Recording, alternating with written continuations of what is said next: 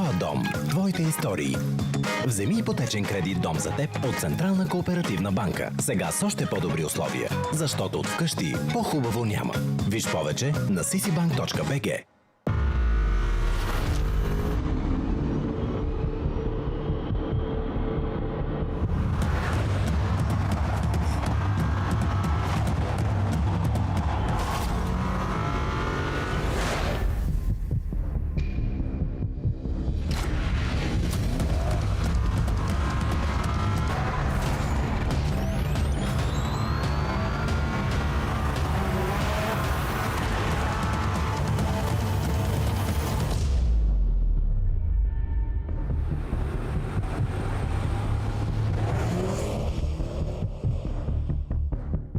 Празнувай 22 години Bulgaria Air и спечели окриляващи награди. Посети страницата на Bulgaria Air в Instagram, участвай в томболата и може да спечелиш 2 двойни двупосочни билета, 22 безплатни втори билета и 22 ваучера за 22% отстъпка за следващ полет с Bulgaria Air. Пълни подробности ще откриеш на air.bg. Bulgaria Air. 22 години летим заедно. Твоят свят е най-ценното, което имаш. А ние от А1 вече 28 години те свързваме с важното за теб. И като най-голямата телекомуникационна компания в България създадохме най-бързата мобилна мрежа за теб. Да, това е твоят свят и нищо не може да те спре да продължиш уверено напред. А ние ще продължаваме да правим невъзможното вчера, възможно днес. Защото в центъра на нашия свят си ти. Присъедини се към най-бързата мобилна мрежа в България. Само поискай А1.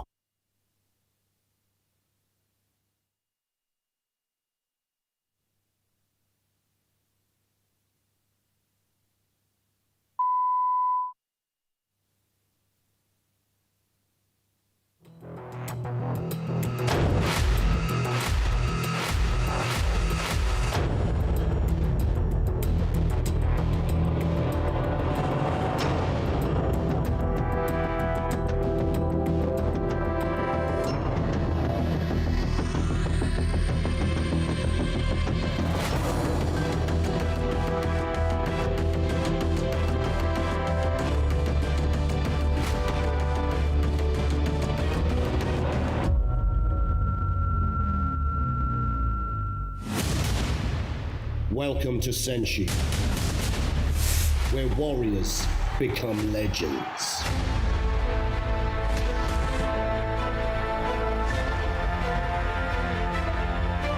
Senshi, a place where adrenaline meets skill in a symphony of combat.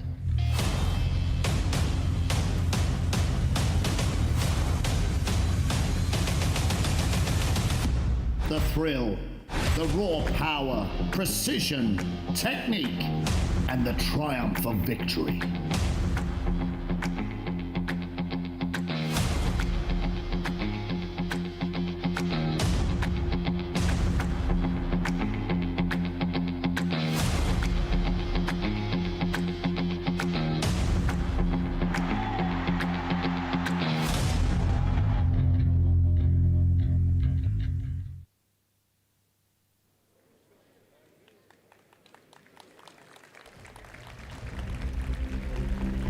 Taiko, performed by Sensei Milen Petrov.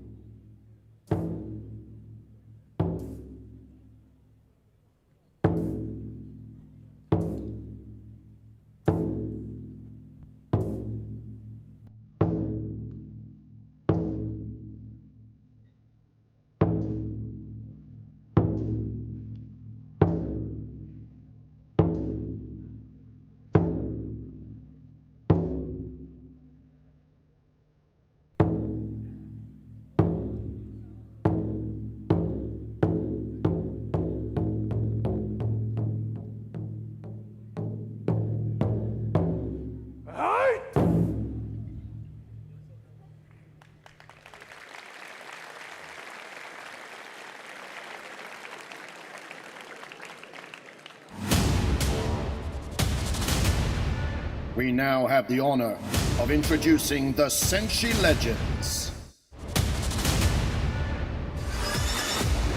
Ernesto Hoost, 4 times K1 World Champion, Savat World Champion, ISKA Full Contact World Champion, Muay Thai World Champion, and a member of the board of the KWU SENSHI.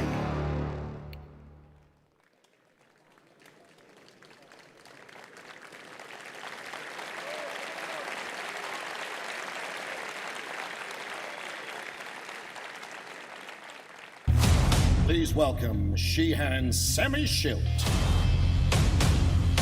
President of the KWU SENSHI Europe, Glory Grand Slam 16-man tournament champion, Glory World Champion, 4 times K1 Grand Prix champion, K1 World Champion, 3 times King of Pancrase, 2 times World Judo Champion, and a member of the board of the KWU SENSHI.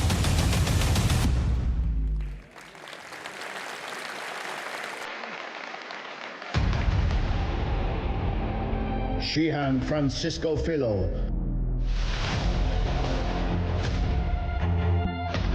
a 2-time K1 Grand Prix champion, Absolute Kyokushin World Champion in 1999, World Champion 1997, a 4-time Brazilian champion, 3 times South American champion. He completed the 100-man kumite twice in 1999.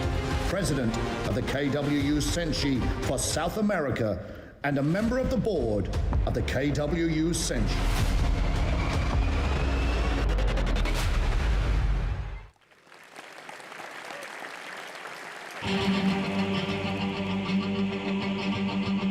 Shihan Sam Greco, a world champion K1 fighter, motivational speaker, actor, 3 times Waco World Kickboxing Champion, World Full Contact Karate Champion, 6 times Australian Full Contact Champion, and a member of the board of KWU SENSHI.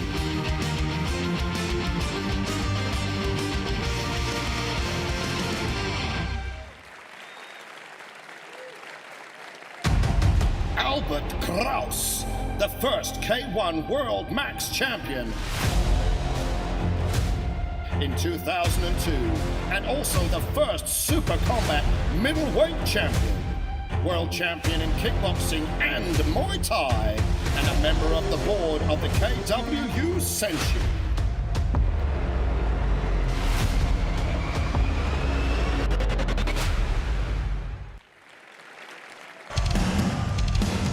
Andy Sauer, 2 times K1 World Max Champion, 4 times Shootboxing World Champion, Showtime 70 Max World Champion, World Muay Thai Champion, and a member of the board of the KWU SENSHI.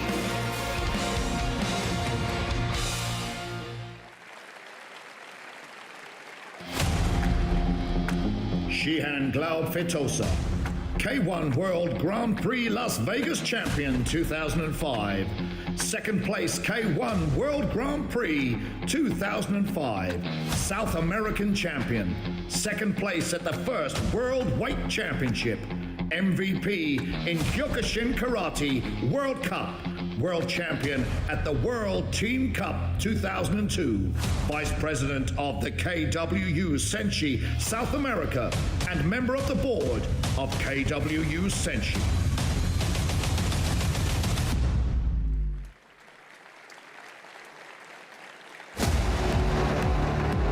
Sensei Everton Teixeira, K1 World Grand Prix Fukuoka Champion 2008, the Absolute Kyokushin World Champion 2007, Kyokushin World Weight Champion 2005, and the 5-time All-American Champion in Open Weight, member of the PR and Marketing Committee, and member of the board for KWU SENSHI.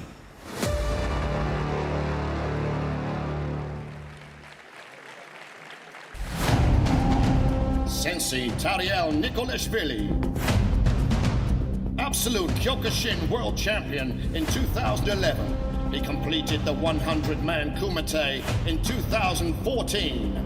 Absolute champion of Japan 2010. Champion of Japan in weight category 2010.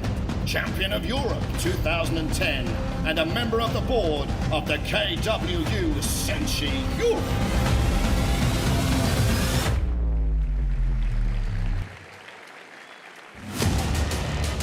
Sensei Zahari Damyanov. Absolute Kyokushin World Champion 2015. 4 times American Absolute Champion. 4 times European Champion. And a member of the board of KWU SENSHI Europe.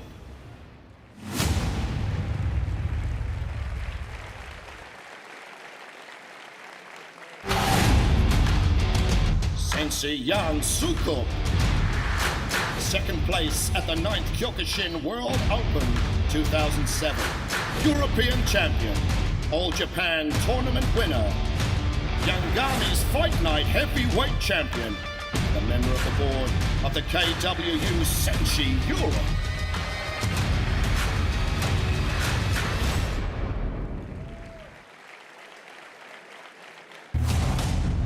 Sensei Andrews Nakahara. World Kyokushin Champion 2005. All-American Absolute Champion. 2-time South American Champion. He won 4 of his 11 professional matches with knockouts. Member of the PR and Marketing Committee and member of the board for KWU SENSHI.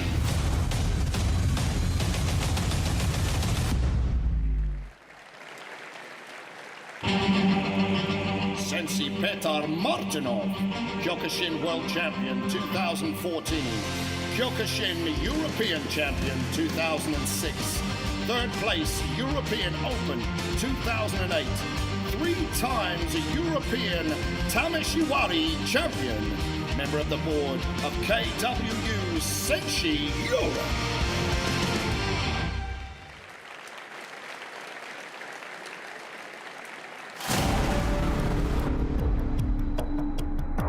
Shihan Nicholas Petas. European and World Karate Champion. The last Uchideshi of Masutatsu Oyama. K1 Japan Grand Prix winner. Senshi Master of Ceremonies. Member of the board of the KWU SENSHI and head of the PR and Marketing Committee of KWU SENSHI.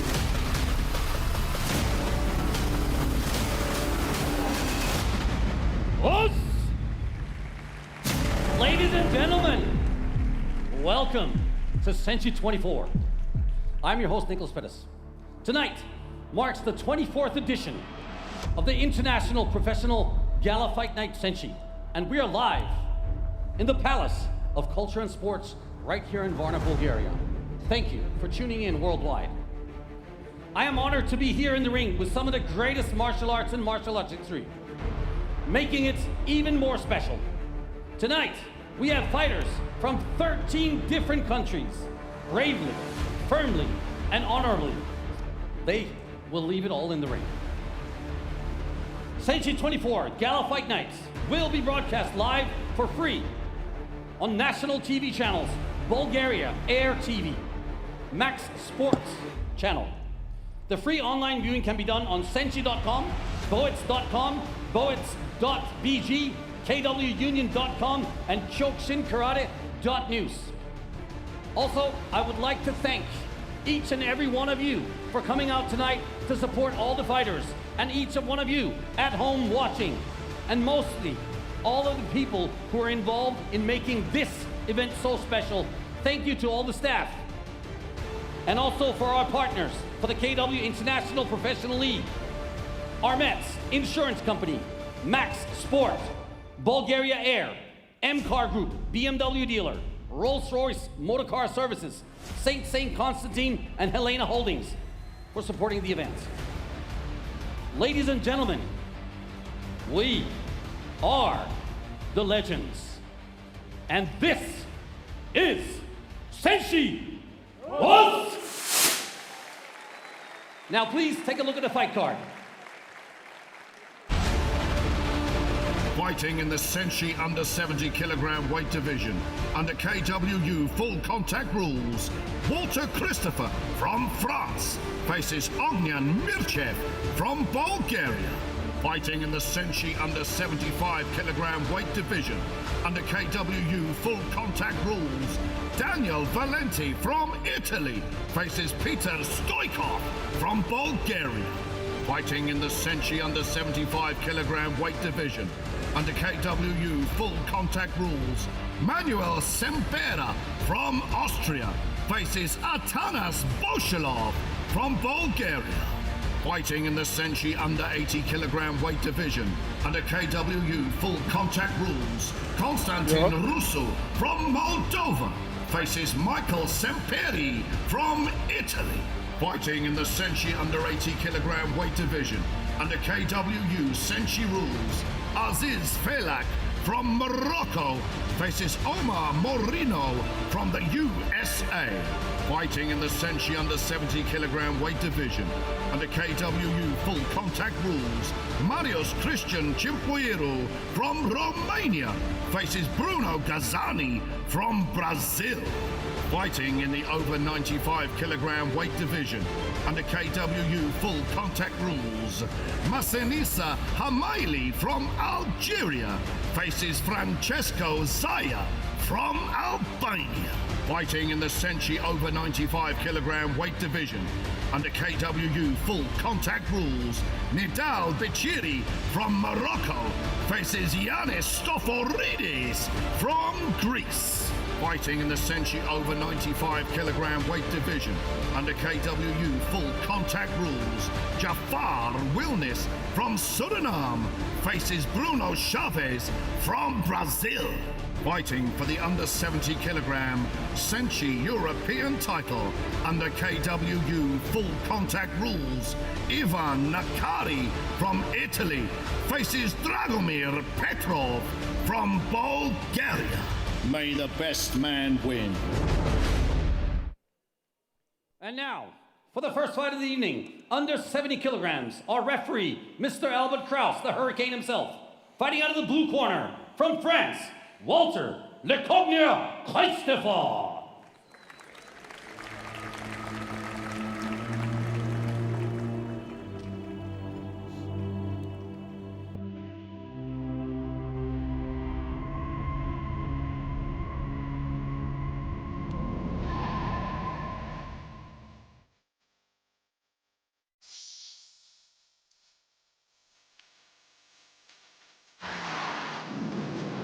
Walter Lecognier Christopher from France is 29 years old and stands at 173 centimeters tall. He weighs in at 65 kilograms. He is the Muay Thai champion of France, the WKA European champion in K1. He has 0 wins and 1 loss right here in the Senshi ring. He is Walter Lecognier Christopher.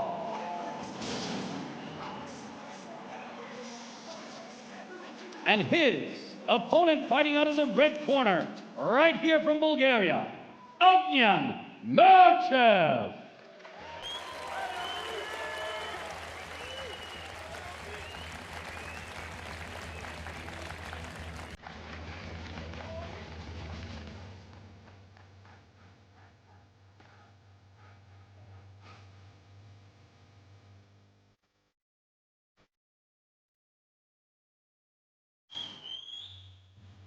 Ognan Mirchev from Bulgaria is 25 years old. He stands at 177 centimeters tall. He weighs in at 65 kilograms. He is the WAKO European Champion in K1 2021, the WAKO Vice World Champion for the Cadets, and 18 times the Kickboxing Champion of Bulgaria. He has 2 wins and 0 losses inside the Senshi ring. He is Bulgaria's own Ognan Mirchev. Well, here we go, ladies and gentlemen, with our first contest of the evening here in Varna, Bulgaria, from the Palace of Sport and Culture. This is Senshi 24 What an absolutely fantastic journey it's been to get here. And we are going from strength to strength. And tonight we have an absolutely action-packed and super stacked fight card with fighters coming from no less than 13 countries. And if you're enjoying this at home, watching it live on Triller TV or BOEC.com, we thank you very much for tuning in. I'm Grant Waterman, your commentator for this evening, and our first fight, I'm joined by an absolute legend, probably the hardest man in Australia, Sam Greco. Sam, Senshi has gone from strength to strength. Always a fantastic evening, and here we are once again. And I think the proof's going to be in the pudding. Thank you, Grant, for the great introduction, but I think the proof's going to be in the pudding in this great fight to open the evening. Yep, it's under 70 kilograms. KWU Full Contact rules, and for those uninitiated people tuning in, basically it's K1 rules, which is standard kickboxing now across the world. No elbows, and if you clinch, one technique, and then you must break. It's an interesting fight. You've got a southpaw versus orthodox. Onyan using the ropes. Walter's just closing that distance, going to work. He's inside. He's not letting Onya out off the ropes. Oh, great kick there. That was a lovely kick. You heard that throughout the arena. Now, Walter Christopher here has 33 fights, and he's got a 60% KO record. 26 wins, 14 by KO. Well, he seems like the pressure fighter tonight. He's the one who's keeping Onyan with his back up against the ropes, circling on the outside. But Onyan's doing a great job from a southpaw position, smashing that body of Walter. Yeah, and that rear kick to the body is a powerful weapon if you're fighting someone with the opposite stance. The fight so far has been very technical. The guys are picking their shots. There's nothing wild. It's quite neat. Oh! Well, you saw that, ladies and gentlemen. What a great kick. He's taking the standing 8 count. A high kick there from Walter Christopher. No. Personally, from where we were standing, I thought it went to the body, but it actually caught him. Well, where we were sitting. It dropped him like a sack of potatoes, and he can smell blood. Onyan's trying to capitalize now. Oh, there's a great body kick again. Christopher coming forward, but has he recovered fully? Well, nice knee there to the body. Great knee. From Mirchev. Smart move by Onyan. Kept throwing the body kick for most of the fight until he found the opportunity to take his head off. Yep.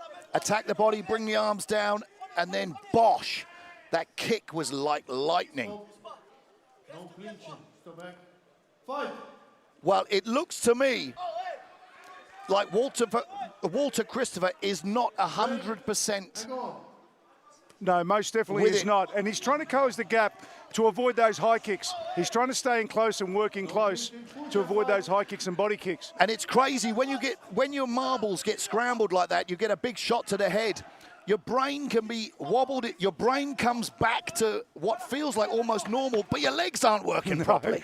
No, unfortunately, your mind, your brain sort of controls the rest of your body, so your brain will tell you when it's coming back on. And you see it time and time again, a fighter will get knocked down, take a count from the referee, and he'll look at the referee and say, I'm okay, and then falls over, as he's saying. What an absolute great opening round by these two comrades, these two warriors here tonight. You said it, Sam. What a way to open Senshi 24 here in Varna, Bulgaria. And let's just say Varna, what a gorgeous city in a gorgeous country. Bulgaria, very, very underrated.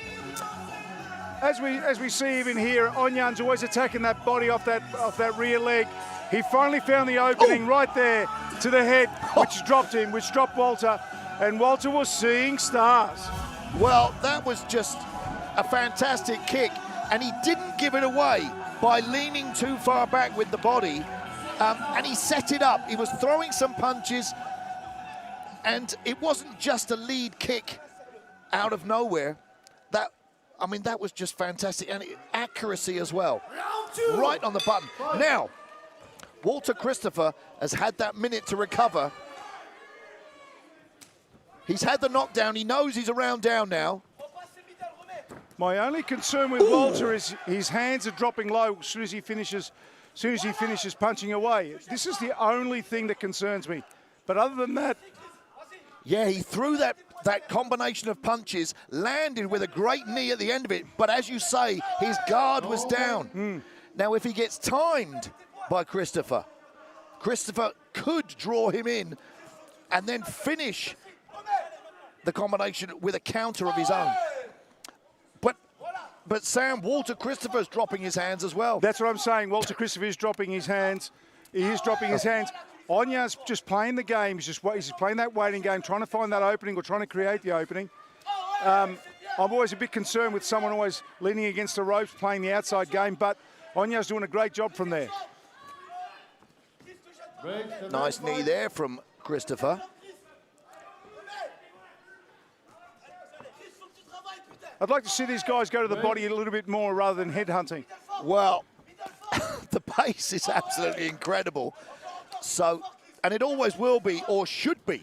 Oh, there's a lovely beautiful straight left. Straight left hand. Onya will sort of capitalise on this. But Albert didn't count that. No, he didn't count it. It wasn't a slip, it was actually a knock. I believe the head kick's coming here, somewhere along the line. No holding, no holding.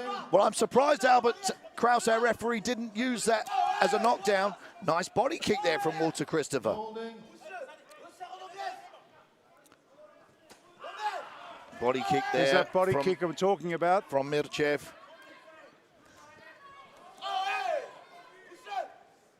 And Mirchev is covering up very well with anything that Christopher throws.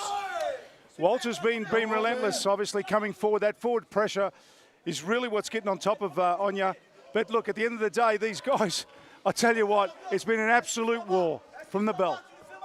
Well, what's going to be fantastic, we're 40 seconds left. We're coming up 30 seconds left of this second round.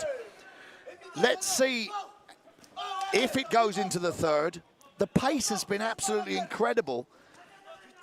And it'll be fantastic to see who's going to be stronger for longer. Yeah, this fight's a matter of one shot. I can't see it any more than one shot. There's one shot either way.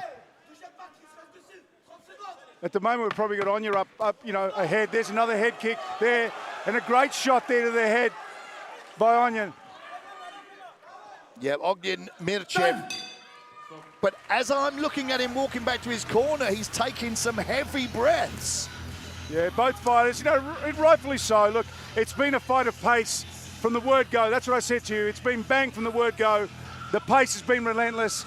Walter's just trying to keep Onya straight on the back move all the way through. Onya's capitalised with that head kick, also capitalised with that straight left hand. Obviously, it wasn't given a standing A-cam, which I thought it was, but irrespective, I'm not the referee in there.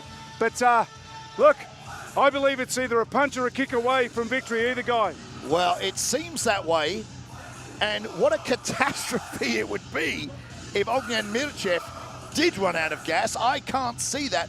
But saying that, in a 3-round fight, if you get to the end of 3 rounds and you've got anything left in the gas tank, you've done yourself an injustice. At this pace, these guys will have nothing left by the time it finishes. Well, they should be in the negative.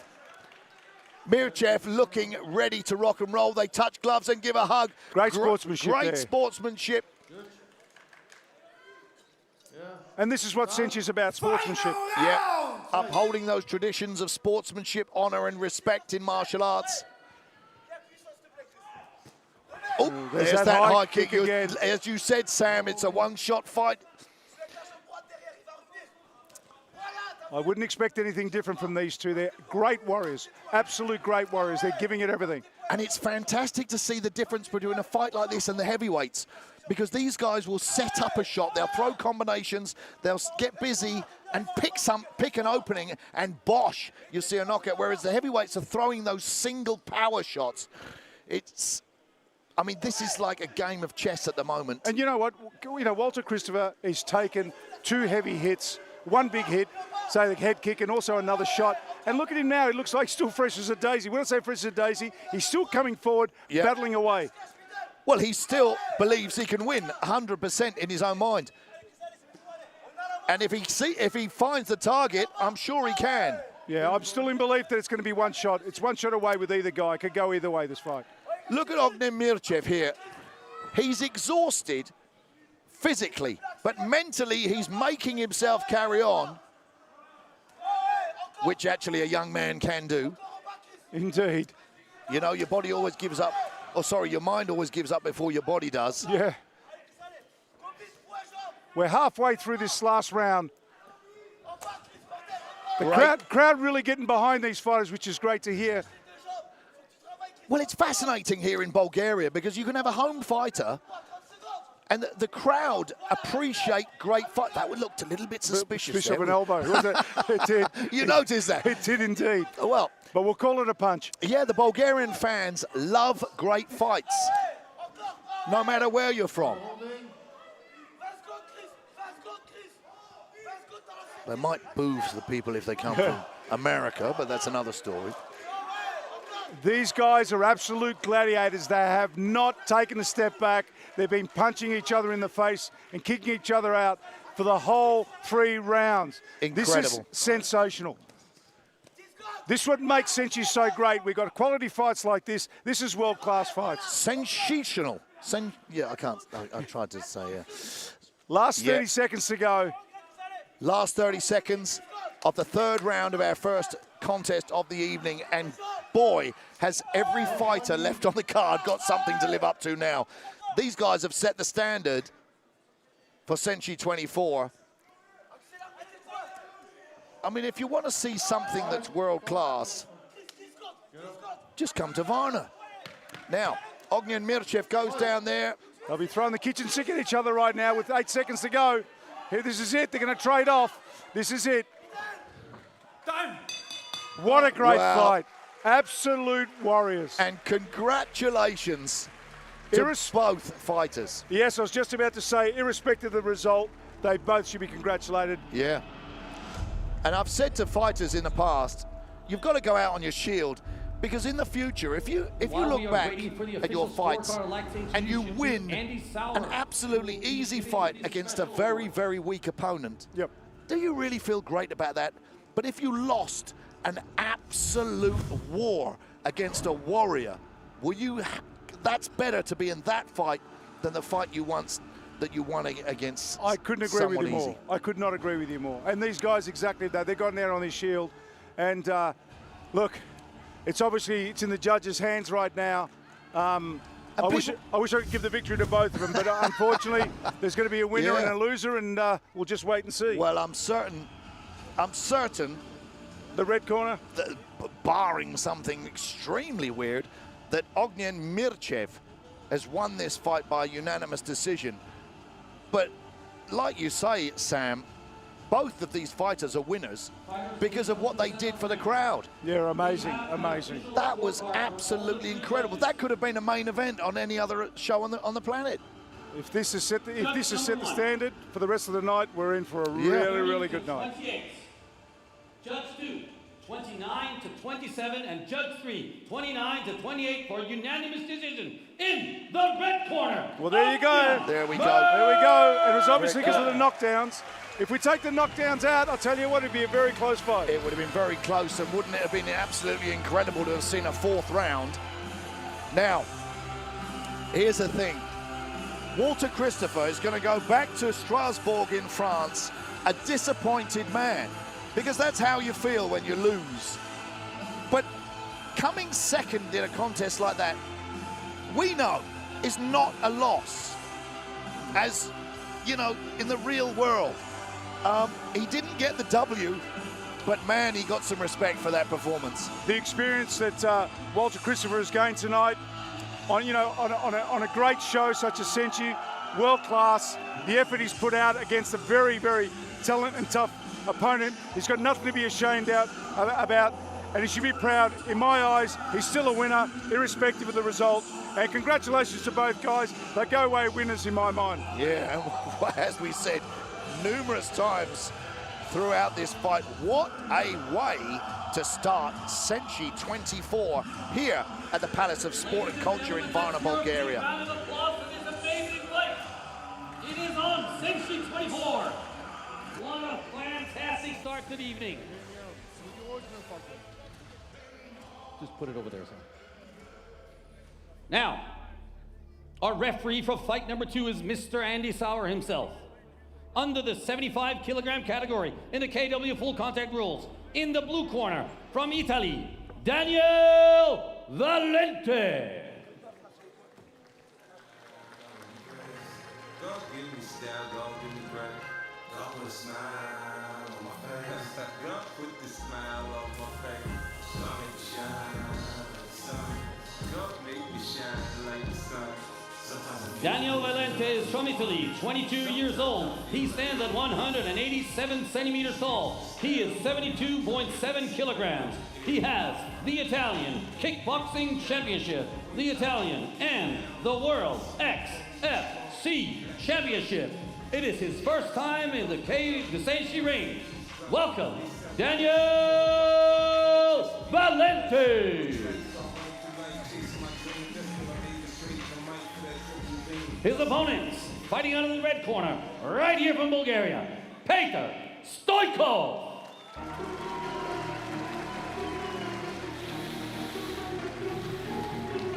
Coach.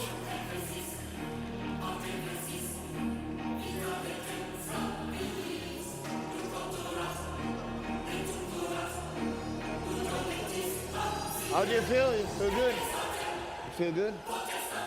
Peter Stoikov, embodying the spirit of us, from Bulgaria. Okay. 28 years old, stands at 178 centimeters tall. He weighs in at 72.6 kilograms. His titles are the SENSHI Cup Champion of 2019, the WAKO K1 European Champion in 2021, the Muay Thai World Champion in 2019, the Muay Thai European Champion in 2018. In the SENSHI ring, he has 8 wins, only 1 loss, and 4 wins by way of knockout. He is Peter Stoikov.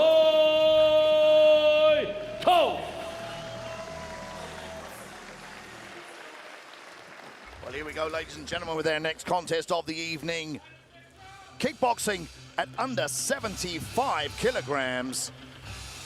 And if you've been here since the beginning of the evening, we started with an absolute banger. Our first contest of the evening was absolutely world-class, Albert. Yeah, it was a good fight. I mean, you refereed it. That was just full-on, full-fat kickboxing action. Absolutely world-class. Now, these guys have got something to live up to now as we move on to our second contest of the evening. It's Italy facing Bulgaria. Daniel Valente in the blue corner with those, should we say, pink shorts. And he's facing Petar Stoikov. In the red corner there, a Bulgarian wearing the Kyokushin gi trousers and his black belt. Judge. Now, let's just say Petar Stoikov has a great record. 17 fights, 15 wins he has. Only 2 losses, and he's been in the SENSHI ring 8 times before. Whereas Daniel Valente from Italy, fighting with those blue gloves and pink shorts. He's making his SENSHI debut tonight. Nice low kick there from Stoikov.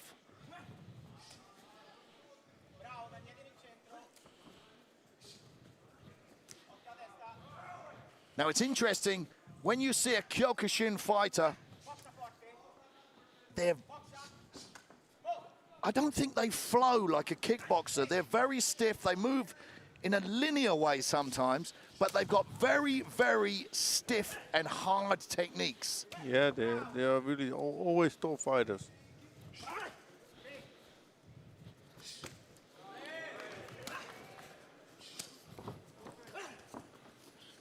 No clinching, guys.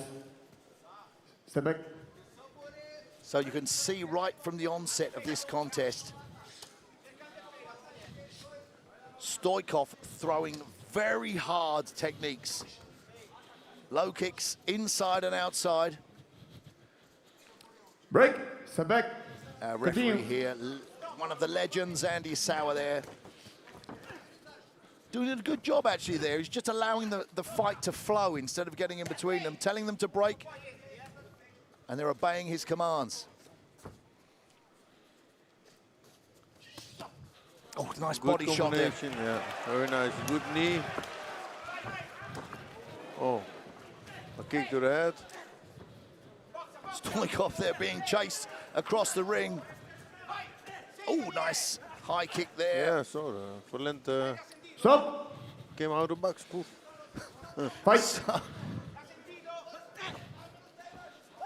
He's tried that jumping kick a few times there, but it's a little bit wild. This is something that I think you throw too much nice energy left away. hook there. And a good follow with Stop. a good knee. Fight. Oops, spinning back fist.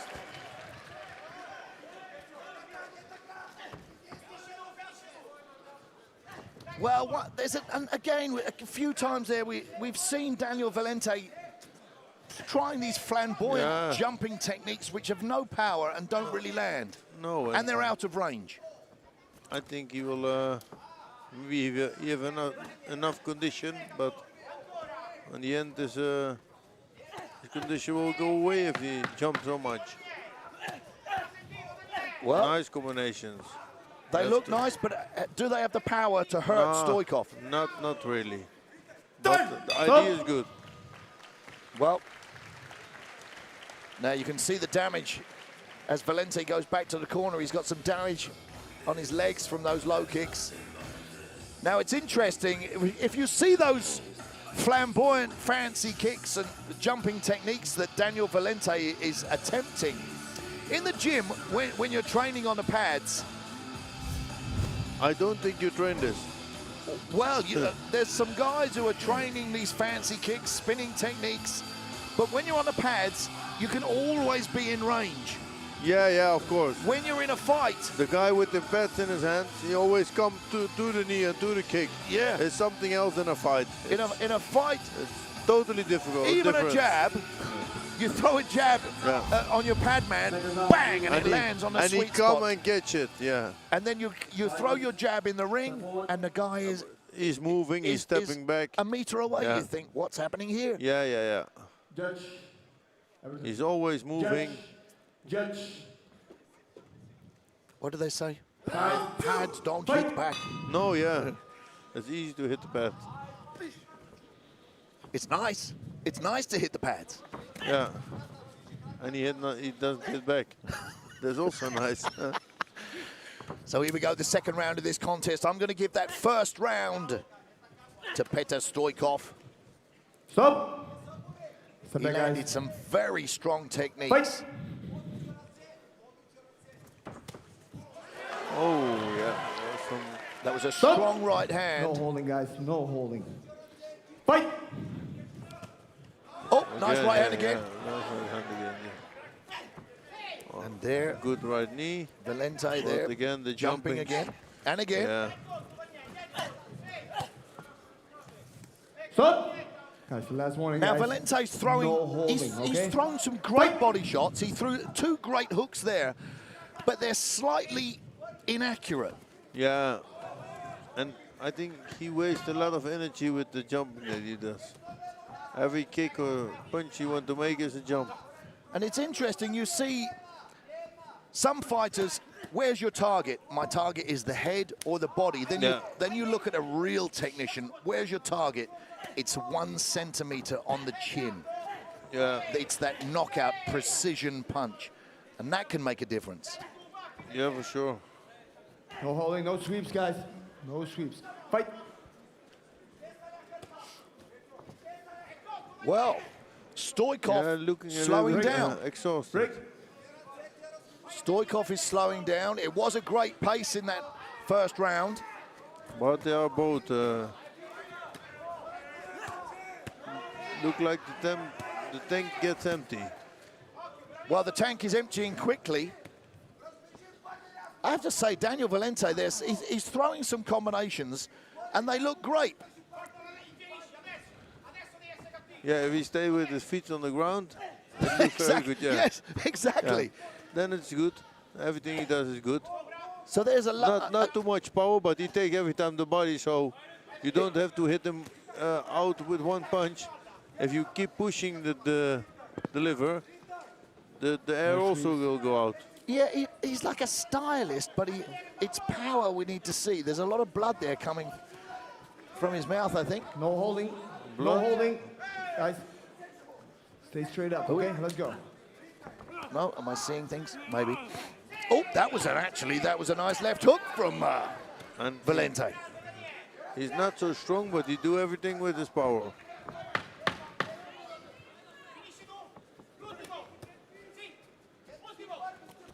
And Stoikov really has slowed down. Yeah, the tank is empty, I think. So, well, fascinating, because I would have given the first round 10-9 to the red corner, Peter Stoikov. The second round, I would have to give it to Daniel Valente. Yeah, it was really close, but I think the decision will come in the third round. So, and looking who has left more. So a round apiece. I think we agree. We were distracted there, ladies and gentlemen, by something ringside, but we can't talk about that. So I think we agree. A round apiece here. A stronger round in the first round for Stoikov. A more technical round in the second round for the blue corner, Daniel Valente from Italy.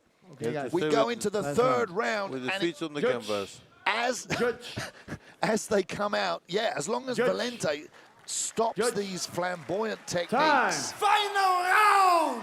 Fight! Well, this is going to be intriguing because Stoikov was exhausted towards the end of that second round. And if he hasn't recovered here and can't work in the third round, he's going to lose this fight.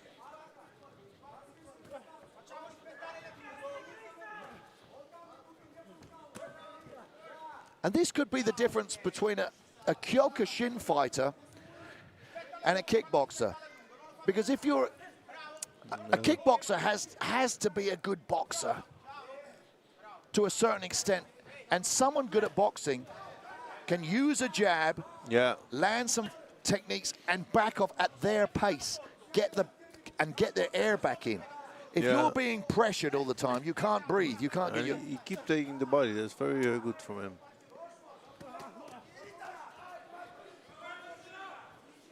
And that two-punch and a kick combination from Stoikov there would have landed with much more power in the first round. Yeah, for sure, I think there will be... This decision will be get with the one who has the most energy, the fittest one. And the bigger heart. There's a nice right hand from Stoikov and a nice stiff front kick. But Valente still coming forward. But he do everything with power both. No clinch. Break. Yeah, Stoikov is the more powerful fighter, better condition, but strength-wise. But he's thrown everything so stiff that he's not flowing, is he? Fight.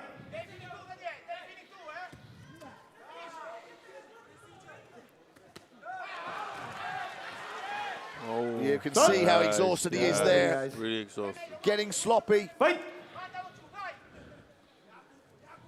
And Daniel Valente, spinning back. That was a little bit cheeky because it landed with the forearm. Okay. Fight. If I was Valente's corner, I would be jumping up and down, telling him to go forward. Yeah, and take the body. Good. Sure. Fight. Well,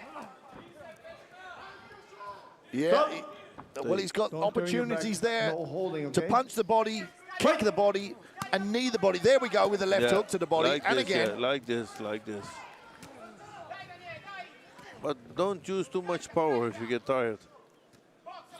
Make points. Yeah, and it's interesting. You can use 100, try and use 100% power. But if you use 3/4 of your power, you save a load of gas. It's enough, and it's still enough. Well, the end of a fantastic fight here. Okay, guys, go back to your The corner. first round, Okay, was go back to your corner, dominated by Petr Stoichkov. 100% that was a 10-9 round to Bulgaria. The second round was a difficult one to score. Yeah, but I think if I have to choose somebody, it will be the blue corner, I think. I would agree. Just But you never know. it. We are not the judges, and we have to wait. We're not the judges, but what would you give the third? So let's leave the second round as a. I think the third round has to go to blue. Little bit more to the blue corner. Yeah, he did a little bit more. And what if? And he wanted to work. He go in the front. He was the presser. Clearly, the lesser of the less exhausted of the two. Yeah. Also, yeah. Would you be surprised if we saw a fourth round, Albert? Yeah.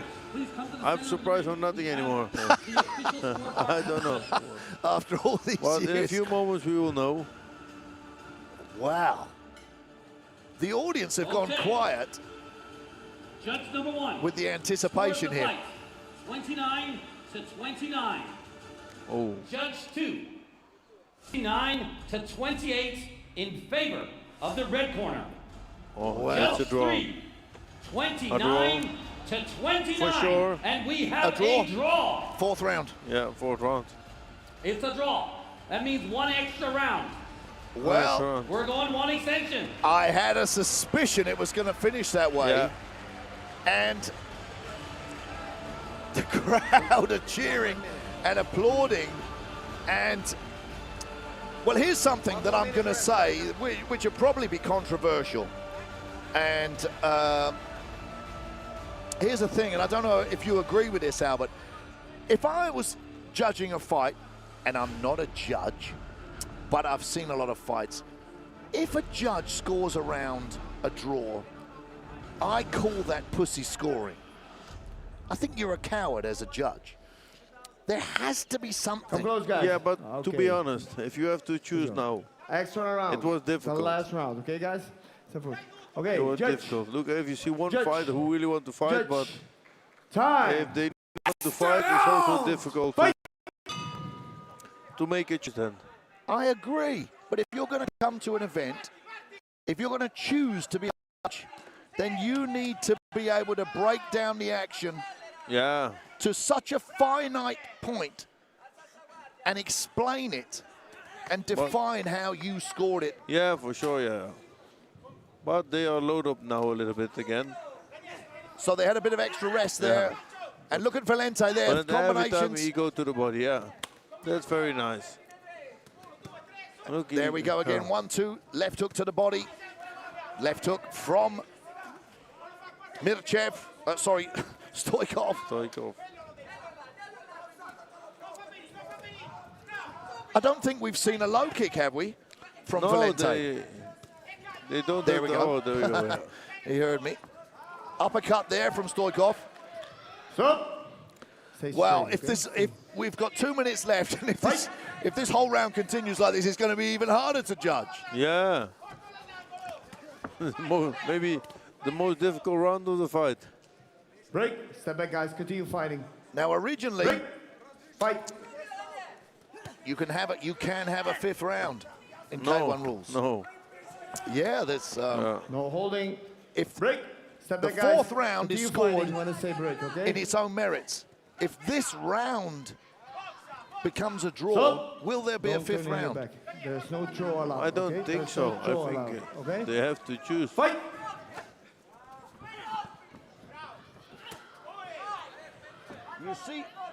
You see how strong Stoichkov was there. In the first, but only the first. And now again he's exhausted. But you see here, now, you see how Valente has got Stoichkov in the corner. If he had more power, he could have beaten him up there. Yeah, but also the tank is also empty with him. Stop. Yeah. And No this heels, okay? costs so much energy without doing anything. Good defense from Valente. No holding, guys. I don't think either of them have got the power at this stage of the fight No, to deliver a knockout. No. Now there will not lucky punch coming anymore. But if you know, again, the jumping, why? if you're at this stage, 30 seconds to go, and you know that your opponent is, well, has Stoikov got the power to still knock out Valente? But you know that you can feel the power diminishing from your opponent. So, do you go on a suicide mission? Yeah. And take shots to land one of your own? And the end, he come back. So, yeah. What will the judges do now? Stop. Well, well, well. Oh, my goodness. Come on. What do you think, Albert? Yeah, very difficult. Because it was close again. Because the stiffer techniques came from the red corner. Yeah. Stoikov. The busier fighter, the fighter coming forward, was Valente. So what do we score it on? More damage or the busier fighter? Yeah. Once again, while we're I think blue corner. Blue. Yeah, I agree. From Georgia, he has won the Wow. Karate and also done the 100-man kumite. He's not a large gentleman, but he seriously has a large heart. So, our second fight of the evening, another barnstormer, a cracking fight there. Very nice, yeah. Which sets up the evening here at Senshi 24 to be absolutely world class. The official scorecard. So here we go, ladies and gentlemen. It is a unanimous decision. 10-9, 10-9, 10-9 in favor of the blue corner. Well, Daniel blue corner. Valente. You called it, Albert. Yeah. And I thought it would go that way. What an incredible fight. Yeah. But this is also a matter of condition.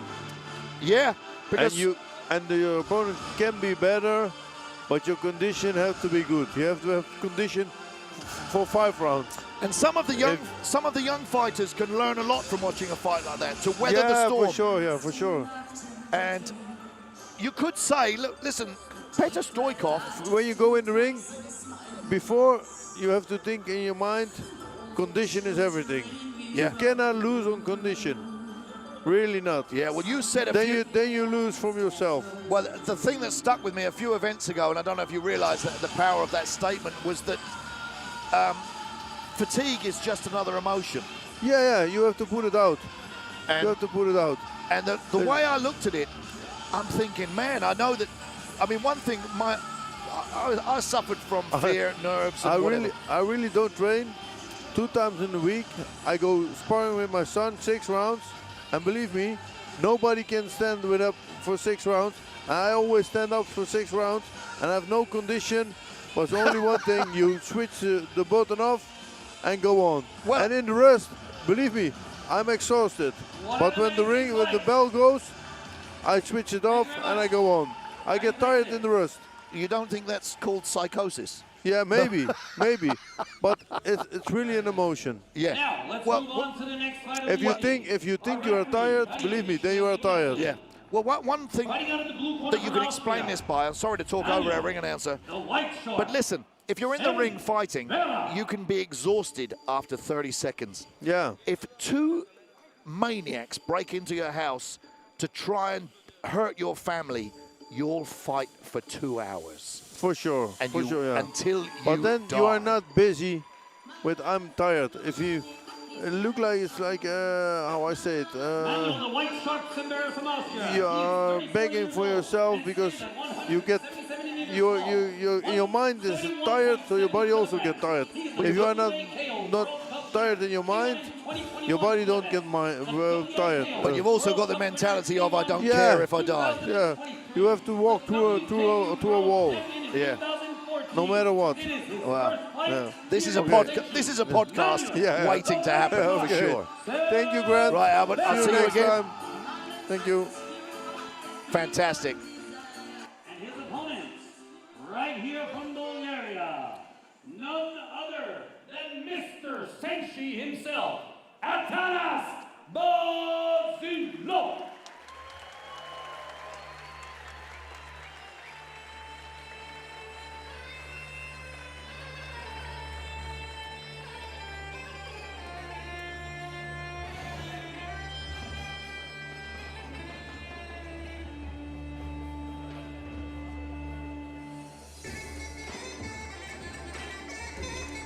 Atanas Bozilov, also known as Mr. Senshi, from Bulgaria, 38 years old. He has fought none less than 22 times in Senshi ring. He has 20 wins and 2 losses here. He is 38 years old and stands at 176 centimeters tall. He weighs in at 72 kilograms. He is the 2023 Senshi European Champion under 75 kilos. He is the 2019 WACO World Pro Champion, the 2017 WACO World Champion. He is Atanas Bozilov.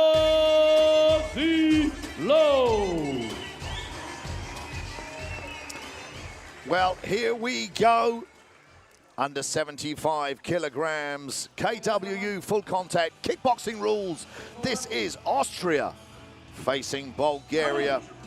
The White Shark, Manuel Sempera, faces the Senshi legend, Nakata, Atanas Bozilov. And I'm joined by, well, don't tell him, but he's one of my heroes, absolute K1 legend, Ernesto Hoost. Ernesto. Thank you. Once again, fantastic. And what an incredible start to the evening. Yeah, with our first 2 contests. I've seen some good, very good actions. And here we go, Bozilov. And you can just look at him. He turns up every single time in fantastic condition. Stay, yeah.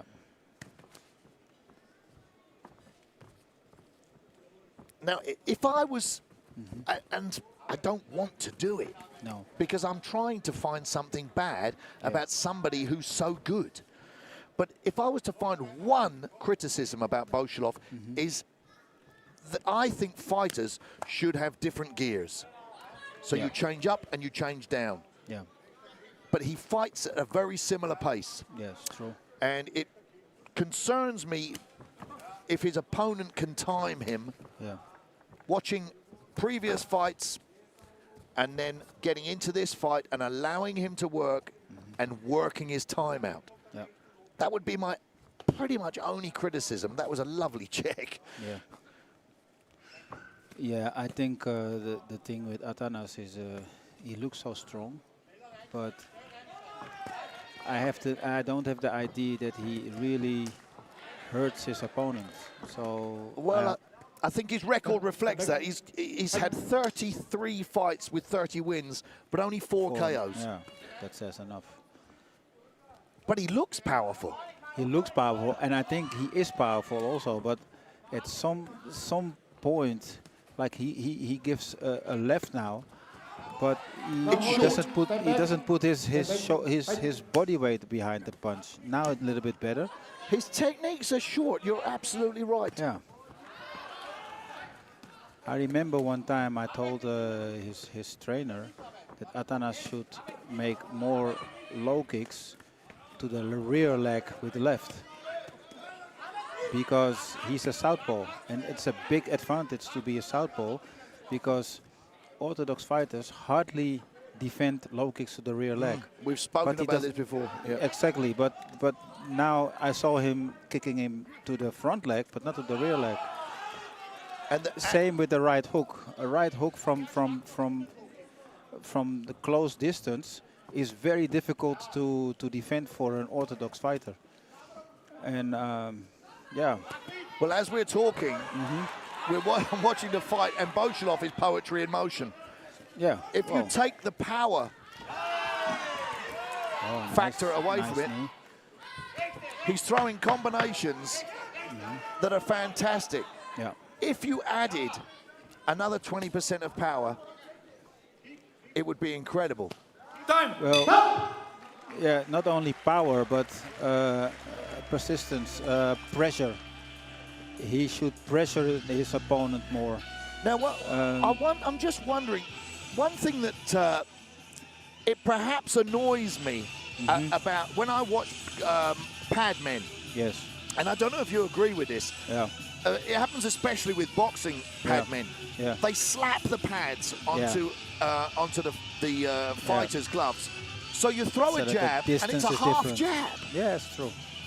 When you get into the ring, your range is always going to be shorter than when you're fighting on the pads because your opponent is moving away. On the other hand, there's not only pad work you do, you also spar. So there should be a difference in that also. And your trainer should tell you, like, okay, take the right distance.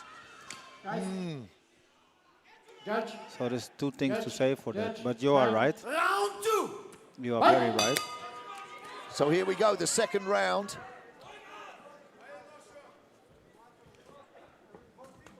And, I mean, Bolshilov in the first round, I mean, it looked like he was sparring, really. Yeah. He looks so powerful, but he doesn't show it enough, I think, when he fights. He's not exploding. No. But Sembera here, he can't land anything of his own. Yeah. Oh, now he did. Well, Bolshilov covered up very well there. He throws a combination. His conditioning is unquestionable. Yeah. He always fights with a great pace. Exactly, but from I start think, to finish. but still, I think he should put more pressure. And this is a good action. Yeah, it's good action. But now he has to continue. Now he steps back. Why do you step? Why stepping back? Why you attacking your opponent? I don't really get that. Yeah, that's why I said in the first round it was like sparring, because he's allowing Sembera to be in the fight. Yeah. And now he's got him in the corner.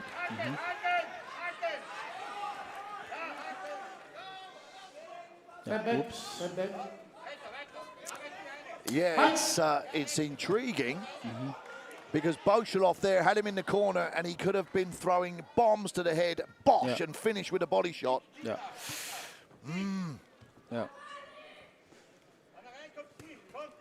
I remember I once told his trainer that Bolshilov should throw more left low kicks to the right leg, but apparently... Is he deaf? Maybe. But yeah, you're absolutely right, because Bolshilov here throws some punches and has the opportunity to finish his punch combinations with a stiff low kick. Yeah. I mean, it should be something like that your opponents should be afraid for that kick. And I think I told you before when I fought with. Oh, great! Nice overhand right. Ah, great counter.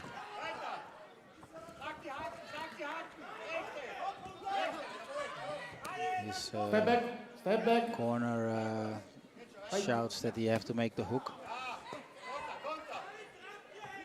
and counter. Well, that was a nice right hook there. Yes. And you see that little combination there from Bolshilov. So he should keep the pressure now. He should keep the pressure. And finish with a low kick. He had the Not opportunity. especially, but he should keep the pressure. When you hit your opponent good, then your opponent is impressed. And then you have to keep a little pressure. Even if you don't punch or kick, keep the pressure. Wow. And that will discourage your opponent. The two most basic pieces of advice that were probably the most valuable that I ever got from my boxing trainer 200 years ago was one, if you hit your opponent and it lands, hit them again. Yeah. And the other one was, if you hit them and it lands, don't admire your own work. Because a lot of fighters will land a punch and then it almost surprises them. They enjoy. And they want to think about it. Yeah. Well, they enjoy it too much. That's what I sometimes also say. Don't enjoy it, please. When I'm coaching, don't enjoy. Just keep on going. Judge. So here we go. Time. Final round. So this is the third and final round here. in fight number 3 on Senshi 24. And we've opened tonight with 2 extraordinary contests, and this fight is still world class. Manuel's doing good. Manuel, I think Manuel should try to put more pressure on Atanas, but maybe he is impressed by him. I don't know. But he looks like he's a fighter. He's moving forward. I mean, enough. Nobody wants to get hit on the chin or kicked in the face. No. But if you study your opponent and you see that he's only got 4 knockouts on a after 30 wins, if you get to the 3rd and final round, could you make a decision that, man, I've got to go for it here? I think so, but yeah. And there is a tactic. Sometimes you can take 3 shots. Yeah. To be able to land one of your own. Yeah, well, I'm not in that tactic because I'm not sure. Depends who you're fighting, yeah. Well, also, but I'm not sure if I can take 3 shots in a row.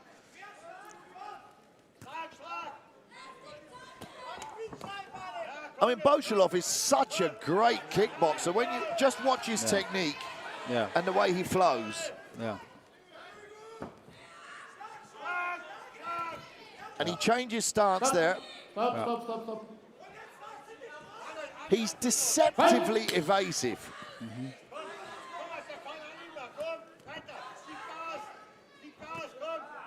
Well, you know, maybe he should fight stronger opponents. Well, who I don't make know. it more difficult for him, because most of the time he fights guys he's gonna beat anyway. And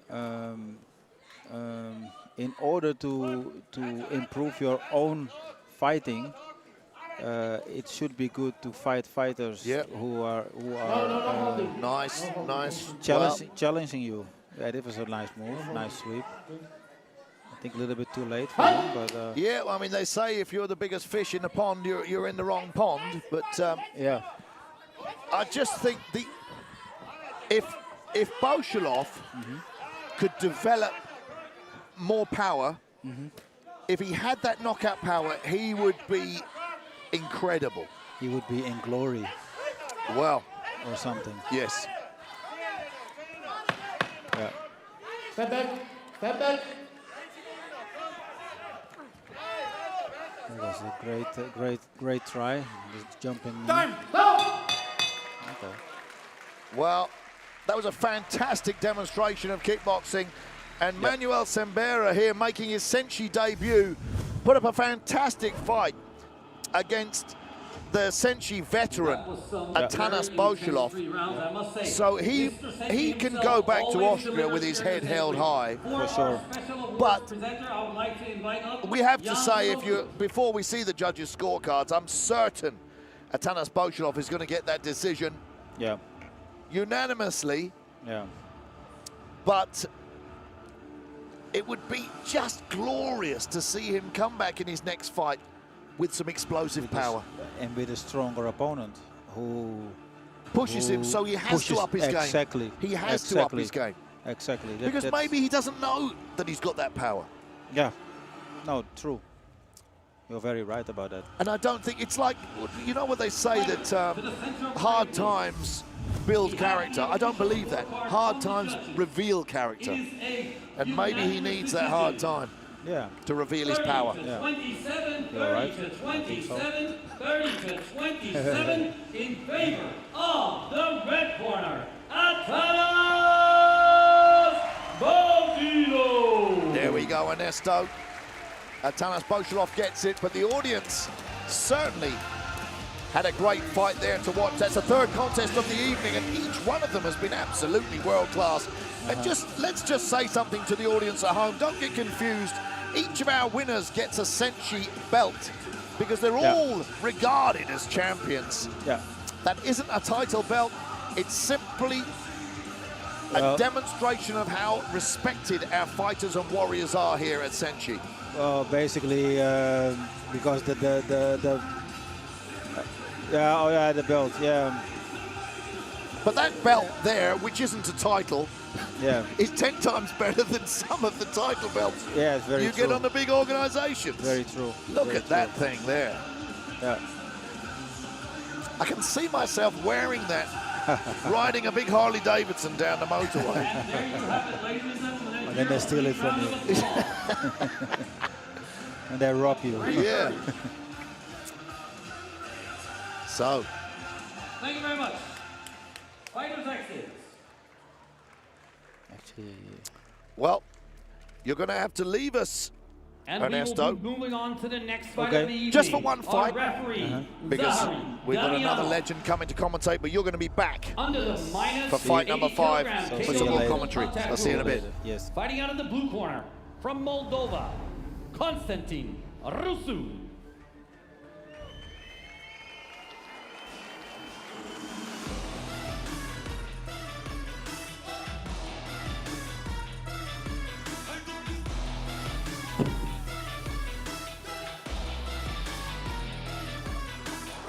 Konstantin Rusu from Moldova, 30 years old, stands at 180 centimeters tall and weighs in at 76.5 kilograms.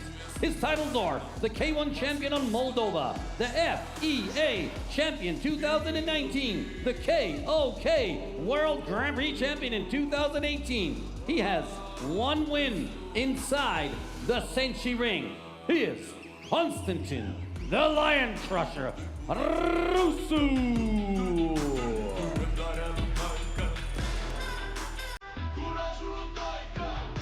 His opponent, fighting out of the red corner, from Italy, Michael Samperi.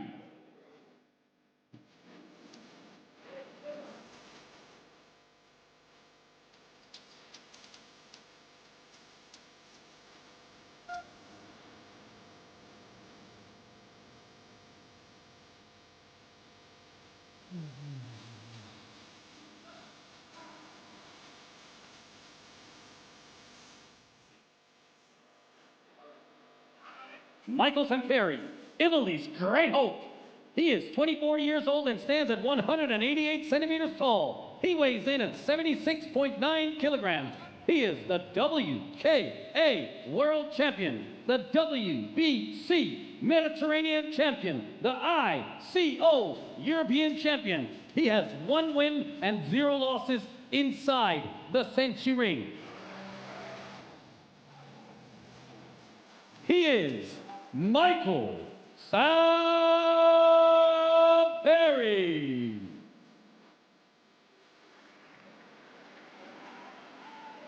Well, here we go with our next contest, ladies and gentlemen. We up the weight a little bit. This is under 80 kilograms.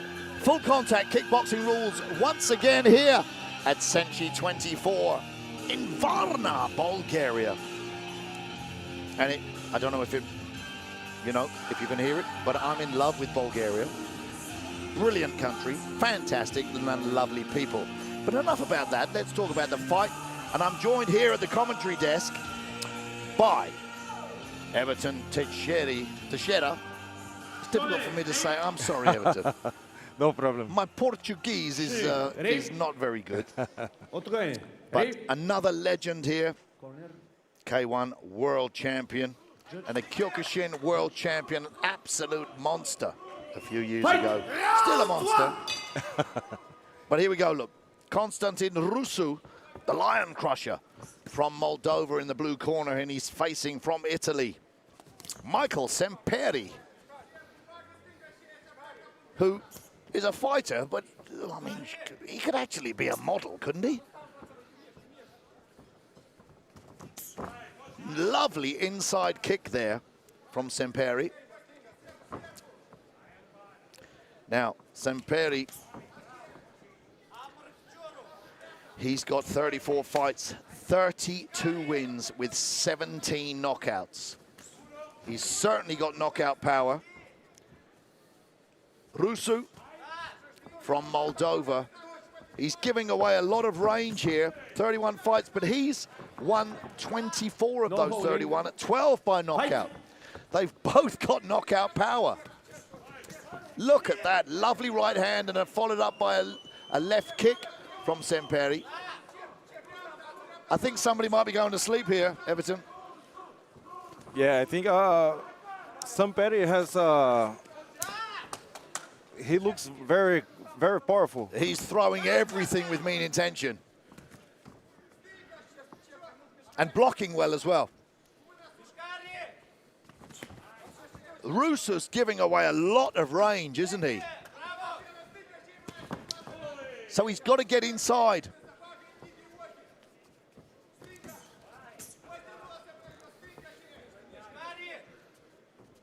Look how focused Samperi is here. He's got his eyes on the target. He looks very calm, waiting for the counter. And got dangerous kick, middle kick. Yeah, dangerous middle kick, and he's finishing his combinations with a kick as well. He's throwing punches and finishing with, well, he's thrown a lot of body kicks.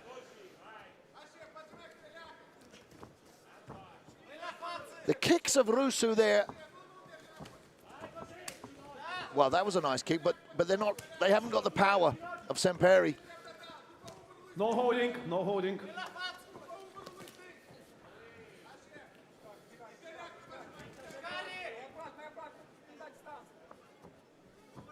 Well, we started the evening with absolutely incredible pace, and I think it's rubbed off on every single fight after that. A throw there from Rusu. Spinning kick from Samperi.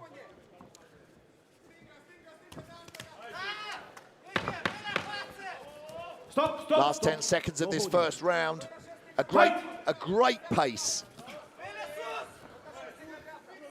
Time. Well, a great pace in that first round. I think the more damaging work came from the red corner. Michael Samperi from Italy. But Konstantin Rusu here, he took it well. Landed some punches and kicks of his own. So we have to see who comes out in the second round with the better conditioning. But what's quite obvious, Everton, is the reach advantage from Samperi, who is clearly got the advantage. Yes, even though Rusu was more aggressive, Samperi was dominating the actions in the ring. So, Round two. Fight! So what can Rusu do here? He has to close the distance and fight on the inside. Stop. Yes, I think so. I think it's a good strategy to close. Well, listen, I've seen Samperi fight several times. I've never seen him this aggressive. I think Rusu is trying to do that, but it's very difficult to him because of the difference of the size. Well, the reach advantage, but Samperi is throwing every single technique. Stop. Like he wants to knock out Rusu. Fight.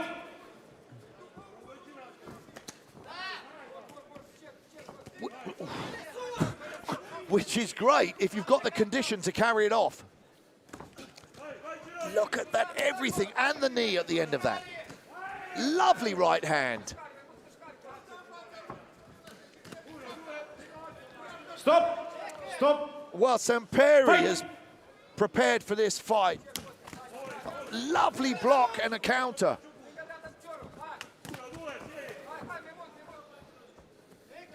He's setting things up. Stop. Well, the referee will tell him off about that. You can't catch. No holding. You can't catch the leg and hold it. And Rusu coming forward, but getting caught. Rusu has a lot of heart and determination.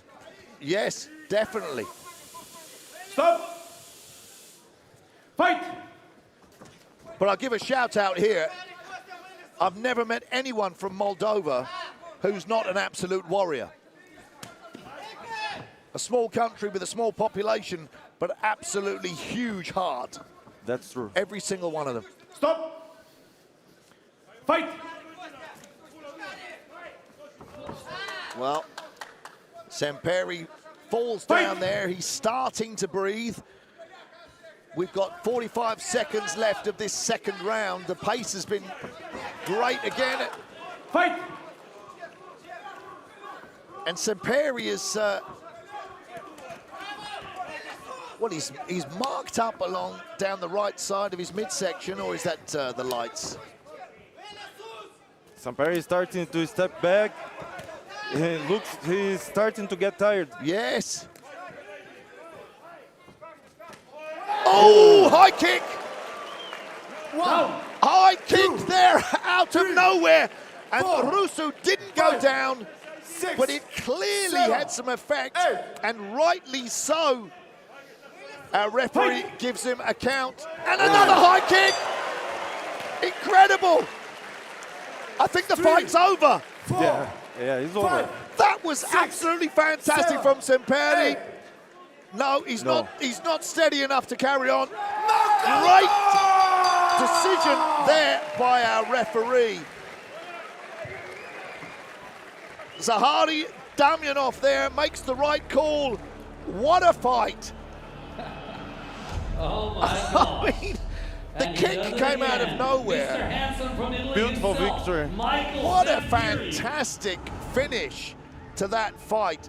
And what was fascinating, Everton, you said, rightly so, that Semperi was getting tired and on the back foot.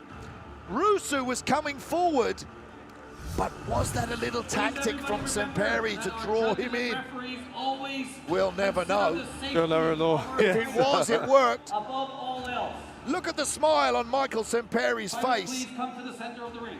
He'd obviously trained By way of 100% for this contest. At the end of round 2, our red corner, Michael Semperi. Wow. Absolutely wow. An incredible fight. And he used his advantage to win. The high kick, although hang on, let's just say he wasn't too far away. That was quite close to land that high kick. It landed on the temple, I believe, and then he took a standing 8 count, and Semperi just came forward and set up that finishing kick.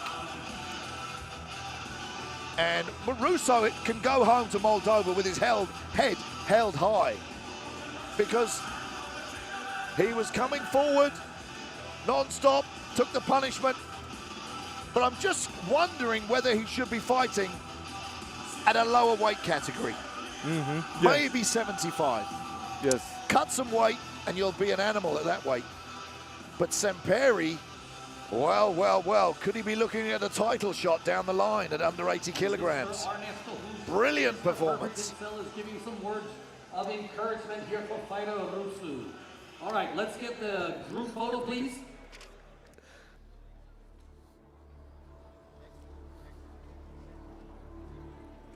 All right, ladies and gentlemen, a big round of applause for the fighters.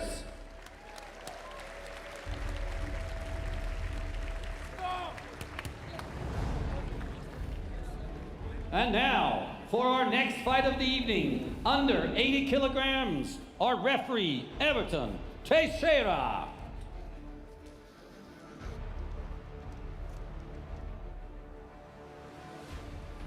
In the blue corner, from Morocco, Aziz the Sultan Felak.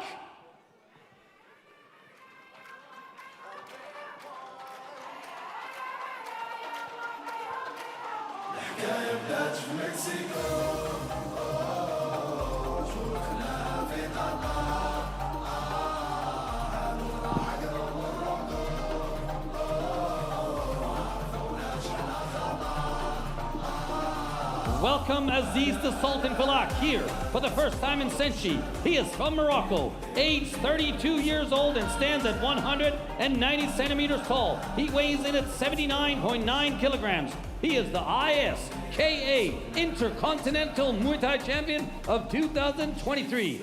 He is 3 times the Muay Thai and K1 Arabic Champion of 2014 and 2022. the WAKO African champion in 2017.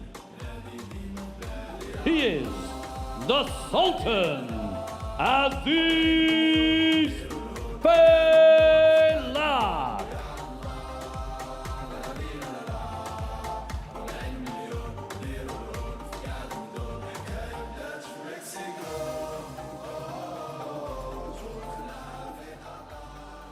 His opponent, fighting out of the red corner from the USA, Omar Marino.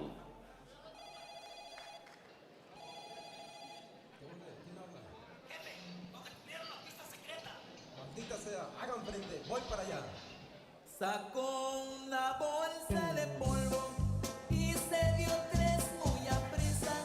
Le subió tiro a su escuadra y se bajó la camisa. Les dijo a sus compañeros, hay problemas en la pista. Procedente de Colombia, Omar L. Marciano Moreno from the USA.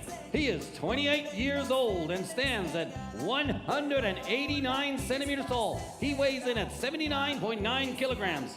He is not only once, but twice the champion of Spain. He has only one loss in this string and 0 wins. Welcome back, Omar L. Marciano Moreno. Here we go, guys, with our next contest. This is KWU SENSHI rules. Now, for those who are uninitiated with the SENSHI rules, KWU, this is basically Muay Thai, so elbows and clinch work are allowed. That's full Muay Thai rules. So this is going to be very, very interesting. It's the only contest of the evening with this rule set. We do like to mix it up here at SENSHI, give everybody something to satisfy their desire for action. And we have from Morocco via Brussels, he's called the Sultan, fighting under the blue corner, Aziz Felak. And he's got championship belts in so many organizations that I'm not going to list them now. 17 fights, 15 wins, half of those by knockout.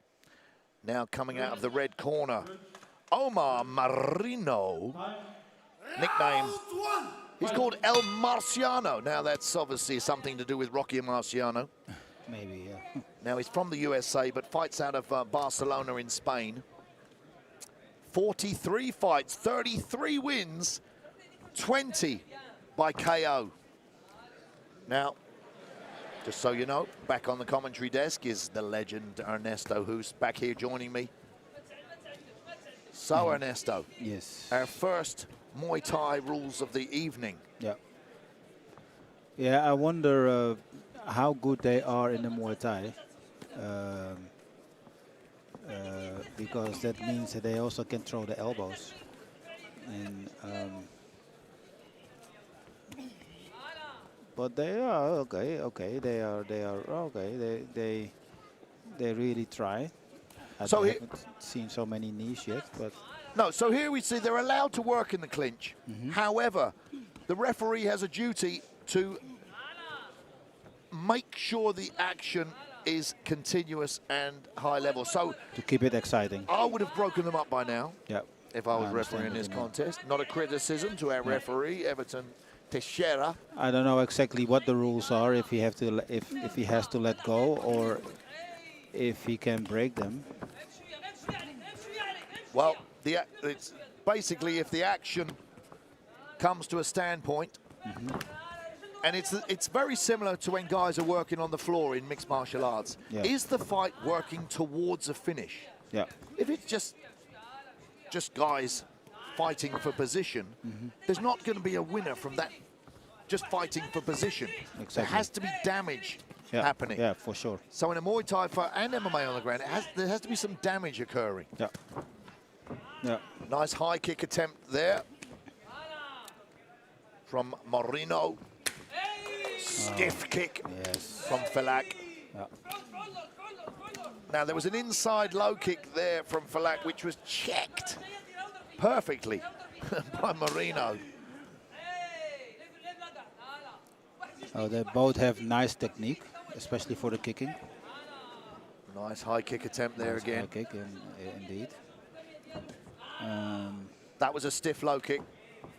And now I'm almost thinking like, okay, they're doing Muay Thai style.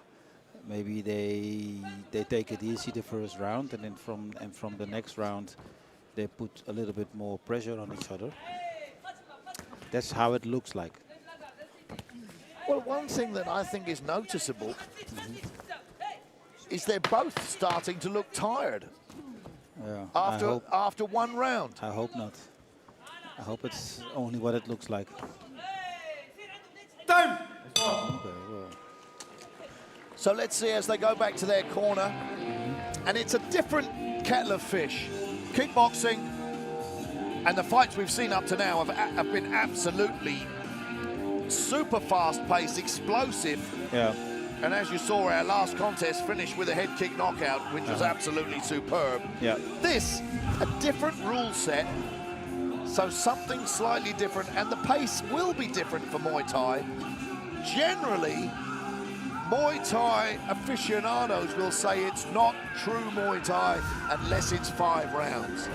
And in Thailand, so true. we know the first 3 rounds, they're working each other out and allowing the gamblers to put their bets on. And then the last 2 rounds is where the fight actually happens. When the fire starts. When the fire starts. So here we have 3 rounds. We don't want the fire to start at round 4. We want the fire to start as the bell goes at round 1. Okay, well, round 2 is also okay. So if they give us 2 rounds of fire, I'm satisfied. Well, as long as it's real fire. It's true. So we'll see. So they had that feeling out round. There was a fair bit of clinching in that first round. And I will say, a very difficult one to score. Yeah, I think it was even. I'll But never it give looks like they are waking up now, and they are definitely more power being shown. Yeah, putting more pressure on each other. Let's see if they can continue that. No real elbows being thrown. They're out of range for that at the moment. Oh, that was a lovely spinning kick. Wow. Lovely, lovely knee there to the body. Even if it was not did not hit, it was a great move. Well, it goes without saying that both of these guys have got a knockout in their arsenal. Yeah. Action. Now, is that blood coming down the shin of Marino? The left shin of Marino looks like it's got a big cut on it. Oh, really? I haven't seen. Oh, yeah. Oops. So that could be interesting. Yeah. Action. There's a lot of blood. We'll wait for hopefully Everton has seen that. We've spoken about this before. If you're a fighter, you've got adrenaline flowing. No, you don't feel any pain. And you don't feel it. No. But I can assure you, just, if you're watching at home, just tap something solid with your shin. It's absolute agony. Yeah, yeah, exactly. But that's also what I have, you know, when I bump my foot somewhere, it hurts. Yeah, you stub and your when toe. when I fight, I don't care. You don't feel it. You stub your toe on a chair and you fall over. Exactly. So the pace has upped. A nice little trip there. Yeah. Time for stop. Marino. Time stop. Now Everton has seen the cut. He's asked the doctor to come in and inspect it. Falek is going to go to a neutral corner. I'm afraid it's too big. Yeah. The doctor's going to call it. It stops it. He stops the fight. Well, that's very, very, very unfortunate. Yeah. We're in the second round. Yeah, it's too big. And it's a long cut, that. Yeah. So here's the thing, guys, watching at home. If the fight carried on, Okay, ladies and gentlemen, that is if Falek and Marino clashed shins again, that injury, the cut, could become a career-ending injury. Yes. So that's something it is already nobody wants to very see. big. It's at least 3 centimeters, maybe even more. And difficult from here, Ernesto, to see how deep it is. Yeah, and I've refereed it looks deep. It looks deep from here. Oh, there you go. Yeah, That it's is deep. It is very deep. So I've refereed fights and looked. I've seen cuts close up. People have asked me, "Why did you stop it? Why did you stop it?" Yeah. And I've said because I could see the guy's shin bone. Yeah. That's why I stopped. Yeah.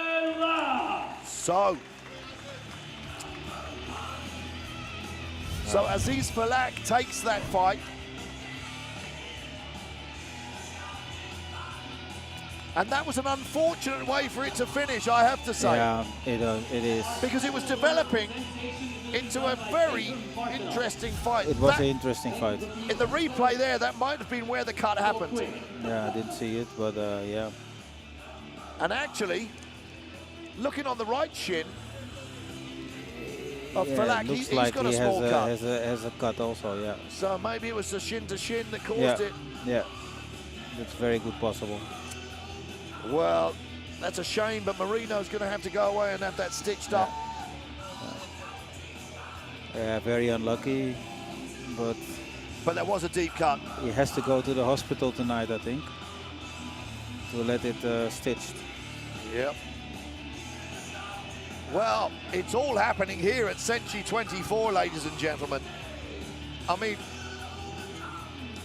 we've seen some absolutely whirlwind fights to start the evening. Thank you very much, and we wish The you a pace speedy has recovery. been absolutely incredible, which sort of set the standard. Good job, sir. Then we got to fight Now number for our 4 next fight of the evening. and had an incredible Our knockout. referee, Peter Martinov, under 70 kilogram, KW Full Contact. And then a weird finish there. From Romania. Yeah, With it's that just cut. too bad. Christian Kiguero. I think both sides, they don't want this. They just want to have a real win or whatever. Yeah, every single person who steps in the ring Yeah. wants to have an absolute war Exactly. and go home showing everyone what an absolute warrior they are. Yeah. He stands at 176 centimeters tall and weighs in at 69.2 kilograms. He So is where the are we here? Fighting show winner. It is our first Am I still with you, or You're is there not. somebody else? Oh, Albert is. You're not. Francisco's coming. Francisco Fillo's coming to commentate. Okay. But if he doesn't turn up, Christian Kiguero. then you might as well hang around. Yeah, why not? And his opponent, fighting out of the I know you like my company, Ernesto. Oh, I here know, he is. Oh, but, he's upset the party. Francisco likes it too. Francisco's upset the party. See you Oh, later. my God.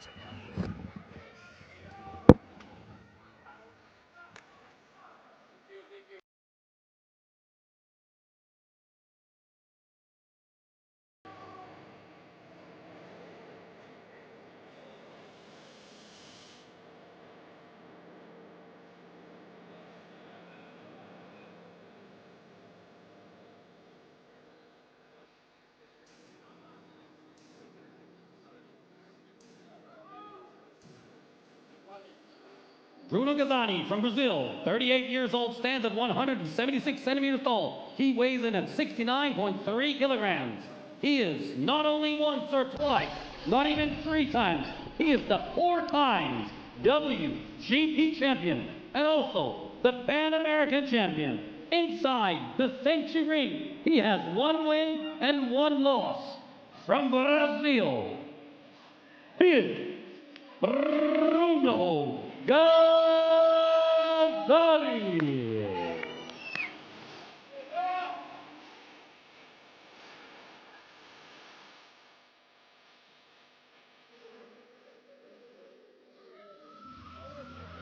Oh. Well, here we go, guys. More world-class kickboxing action here at Senshi 24 in Varna, Bulgaria, from the Palace of Sport and Culture. I'm joined on the commentary desk by another legend. I don't need to talk about your credentials. An absolute kickboxing hero from Brazil, Francisco Fillo. Now, Francisco, first time you've joined us here on commentary tonight, but what an evening it's been. Exactly. Also, to everybody, it's a pleasure for me to be here. And as I saw Bruno's last fight, he's very aggressive. So probably it's going to be a quick fight. Well, you would say that because he's from Brazil. Exactly. But yeah, he's an aggressive fighter. He looks scary, and he certainly has got knockout power. So 79 fights he's had, 68 wins, and half of those by KO.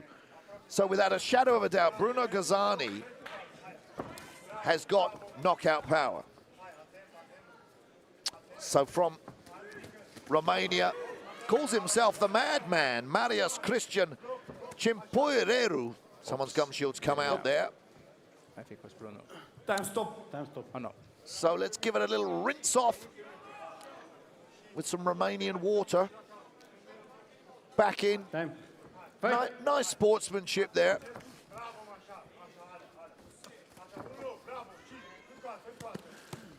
Oh, that was a nice left hook there from Bruno to the top of the head.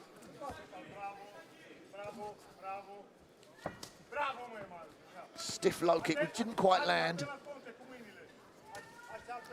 They're both throwing heavy techniques. Exactly.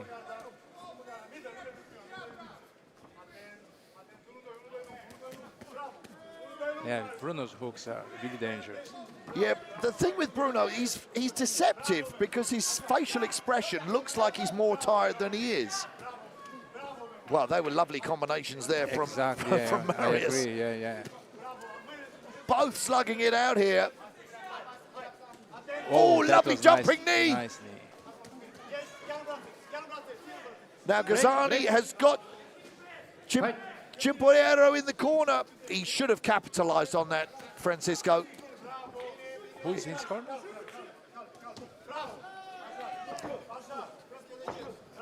So here, Gazani is pushing the Romanian back into the corner again. He's unloading. This is very dangerous. The body shot's got him. No, I think it was. Down, 1, 2. No, it was a knee to the body. 3, Whoa. 4. I missed it. 5. It was in my front. 6. I'm sure that was a knee to the body, right to the midsection. 8. Took the air right out of the Romanian. Now Bruno Gazani's going to come forward. I'm sure he can smell blood. What he should do is set up another body shot. Exactly, Take advantage of that. Lovely left hook. A beautiful left hook on the button. A counter. Left hook. That was right on the chin. The fight's over. The corner's thrown in the towel. Yeah, I knew it. Wow. Wow, very good, Bruno. What a performance from Bruno Gazani. Oh my goodness me. Senshi 24 is delivering tonight. Whoa, that was fantastic. That's got highlight reel written all over it. That was such a beautiful left hook to finish that fight. The knee he landed, which caused the count. It made the guy worried, and then he forgot about his head. Yeah. Yeah, it may be as Bruno was coming in, Cimpuireru thought he was going to take another body shot, so he's covering his body, which took his hands down slightly. Yeah, exactly. Left the opening for that lovely left hook. So as we watch the replay here, there's a nice overhand right there from Gazani. And we have to say, Cimpuireru definitely came to fight. He was really brave, yes. That was a nice knee there. And here is where I thought Gazani should have capitalized when he had him in the corner. There was a body shot. Right hand from Gazani. I'd like to see that knee there. Okay, fighters, please come to the center of the ring. No, I thought that was the knee that did the damage. Knockout from Brazil, Bruno. Yes, very good. Well, that was a fantastic performance. And that's so I called before, you see? Yeah, but you're biased. You're biased. So, yeah, but you called it, Francisco, you did call it Bruno Gazzani, aggressive, powerful, and conditioned. The complete package turned up tonight from Brazil and did the business. And very experienced guy, so very relaxed. He knows what he's doing there. So very comfortable. His opponent was really good too. We have to give credit to him. But tonight was not his night. Well, I think right up until now, every single fighter who's lost has to be classed as a winner because of the way they fought. Yes. Absolute warriors. Well, we always get something from the fight. Even if you lose, you get something. Yeah, well, you know, as they say, sometimes you win, sometimes you learn, and I'm a great believer in that. Yeah. Well, what a fight. And listen, we have to give credit to the matchmaking here at Senshi. Yeah, fights are great. Because there's absolutely no bias here. I have to go. In the under plus 95 kilograms. Okay, guys, I see you next. Okay, all right, you go then. From Algeria, Mastinisa, the Massacre, Hamaili. So Francisco Filho, he hasn't run away, ladies and gentlemen, but he's going to step in the ring and referee this next contest.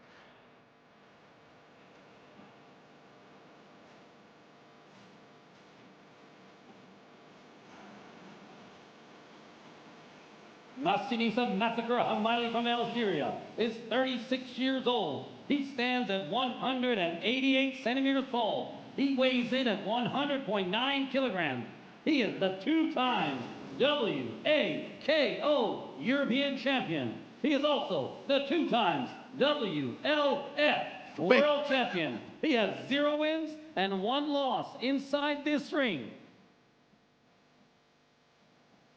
From Algeria, Mastinisa Massacre Hamaili. His opponent, fighting out of the red corner from Albania, Francesco Jaya.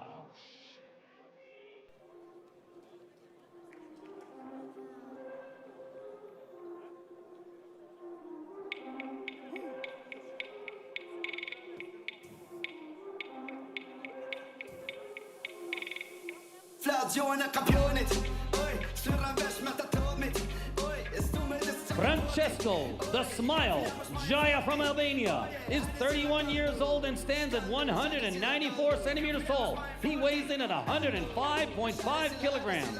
His titles are the Ultimate Fight Night winner in 2021, the Megdan 8 winner in 2020, the Taftnef Cup Tournament runner-up in 2019. He has 1 win and 0 losses inside the Senshi ring. He is the Smile, Francesco Jaya. Well, guys, the big boys are in the ring, and they're not only in the ring, because I'm joined by, well, probably the biggest boy in here, and if you don't mind me saying so, I think so. the biggest legend of them all, the High Tower, Semi Shield. Semi, Yes. what an absolute incredible evening it's been tonight here at Senshi 24. Absolutely, a very beautiful fight. I'm sitting on the point of my chair all the time. Yeah. Yeah, very good. Knockouts, and you know, we've discussed this leading up to tonight, the actual skill, art, and poetry of kickboxing, and we've seen that this evening. Some real fantastic skill. But here we've got the big guns coming out, and this is an intriguing matchup. In the blue corner, Mastinisa Hamaili from Algeria. Well, that was a very stiff high kick there. The leg, yeah, it's already destroyed. Oh, yeah, it's. Oh my goodness me! 1 or 2 kicks, it's finished. Oh, hey. Well, we're not going to get a chance to say much here because I think you're right, Semi. No. Look, the swelling is all coming. Well, what concerns you is what damage has been done internally. Yeah. Leaves you a bit squeamish. He's still checking with that kick. Yeah. But I'm not sure that leg's okay. I don't think so. It's not. He's not. No, there we go. Yeah. There we go. Yeah. Oh my goodness me! I think it's finished. So Hamaili goes down with damage to his left leg, and look, what a warrior! He still wants to carry on. Yeah. But Francesco Saya. Yeah. Oh my God! I think I heard the leg go. No. I hope not.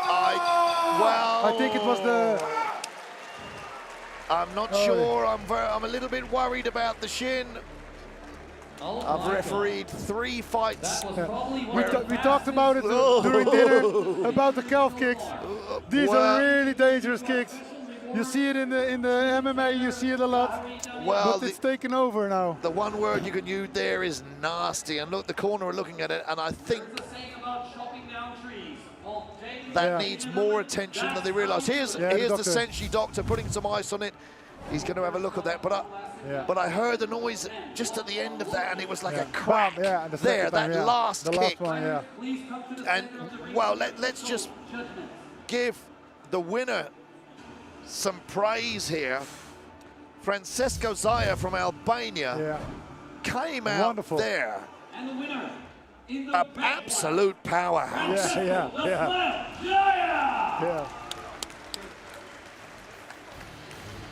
So that was a short roll for me then. Oh my goodness me, Semi. What a fight. Incredible.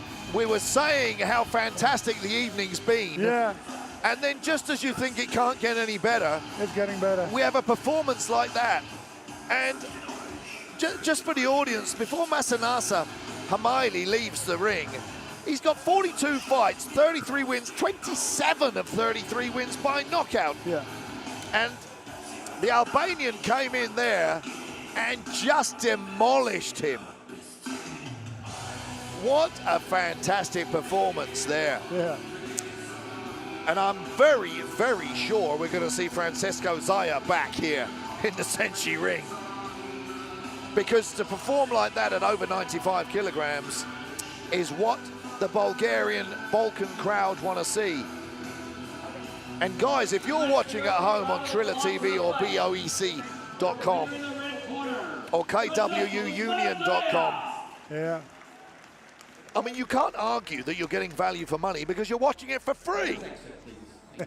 Good grief. Where else do you get action like this and you don't have to pay for it? But man, what an evening. So moving on to the next fight. It is another 95+ kilograms. KWU Full Contact. Our referee, the high tower himself, Semi Schultz. Fighting out of the blue corner from Morocco, Nidal, the soldier, Bichiri. Wake up, it's a long night, darling. Wake up, it's the brightest sky. No love. Nidal Bichiri from Morocco is 33 years old. He stands at 191 centimeters tall and weighs in at an amazing 130.8 kilograms.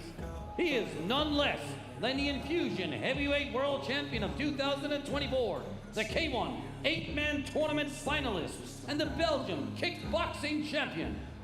And we welcome here in Senshi for the first time. Hey. He is Nidal, the soldier, Bichiri.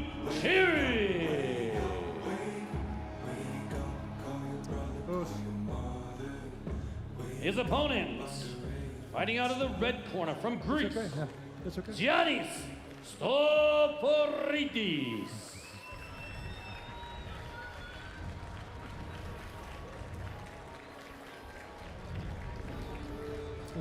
Mouthpiece, your gloves.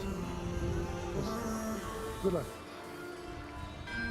The Hercules himself from Greece, aged 35 and stands at 189 centimeters tall. He weighs in at 108.5 kilograms. He is the Infusion Heavyweight Champion in 2019, the 2 times No Limits Heavyweight Champion in 2011 and 12. He is also the Greek National Boxing Champion in 2011. He has 2 wins and 1 loss here in Senshi. He is Giannis Hercules Stoforidis. Well, here we go with another heavyweight contest. Over 95 kilograms, we have Morocco via Amsterdam facing Greece. Nidal Bachiri in the blue corner. He calls himself the Soldier, weighing in at 138 kilograms. And he's facing Hercules Giannis Stoforidis from Greece, who is an absolute powerhouse. Ladies and gentlemen, I'm joined by another K1 and Kyokushin legend sitting next to me here, Glaub Fetosa. And Glaub, first time you've been here with me this evening, but what an evening it's been. Hello everyone. So wonderful evening. So much exciting matches in another one. Yeah. Listen, I'll put money that this fight's going to end with a knockout. Yeah, How no about points, that? no points agreed. Stoforidis, although he has been knocked out here at Senshi, but that was a little bit of controversial. Yeah. He's got the power. He's a Greek hero. Calls himself Hercules. The only thing I'll say about him sometimes is he drops his hands when he throws kicks and leaves himself open to some big counter punches. That's very dangerous. And let's see the Soldier. Well, Bachiri here, we always say don't judge a book by its cover. You wouldn't, oh my goodness me. That Nice that middle was kick. A big midsection kick there. And again. Another one. But it's very deceptive when someone's 138 kilos, just throwing a jab, there's that midsection kick again. That's right.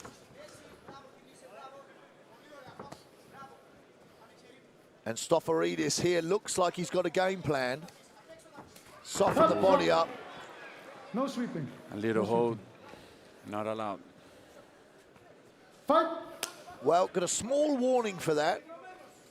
I'm sure Bachiri knew what he was doing there. Took advantage. Stoforidis there with a stiff left hand. You know, southpaws are very dangerous, all the time dangerous. Well, Ernesto's always telling me that if someone's southpaw, you should attack that rear leg with the low kick. Yeah. But it's difficult because it seems out of range. Nice low kicks there from Bachiri. There's that midsection kick again from Stoforidis. 2 stiff low kicks they exchanged there. I think the body is being affected now. It's being affected, and the legs also, see? Yes. Yeah. Yeah, we can see the Bachiri is suffering the effects.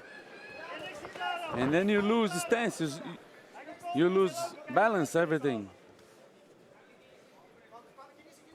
Let's see where Stoforidis' next kick is going to land. Stiff punches. Another one. Another one to the midsection. Didn't quite land on the ribs. That inside shin kick is horrible that Bachiri's throwing. It is. Another body shot again. Inside kick. Now Stoforidis.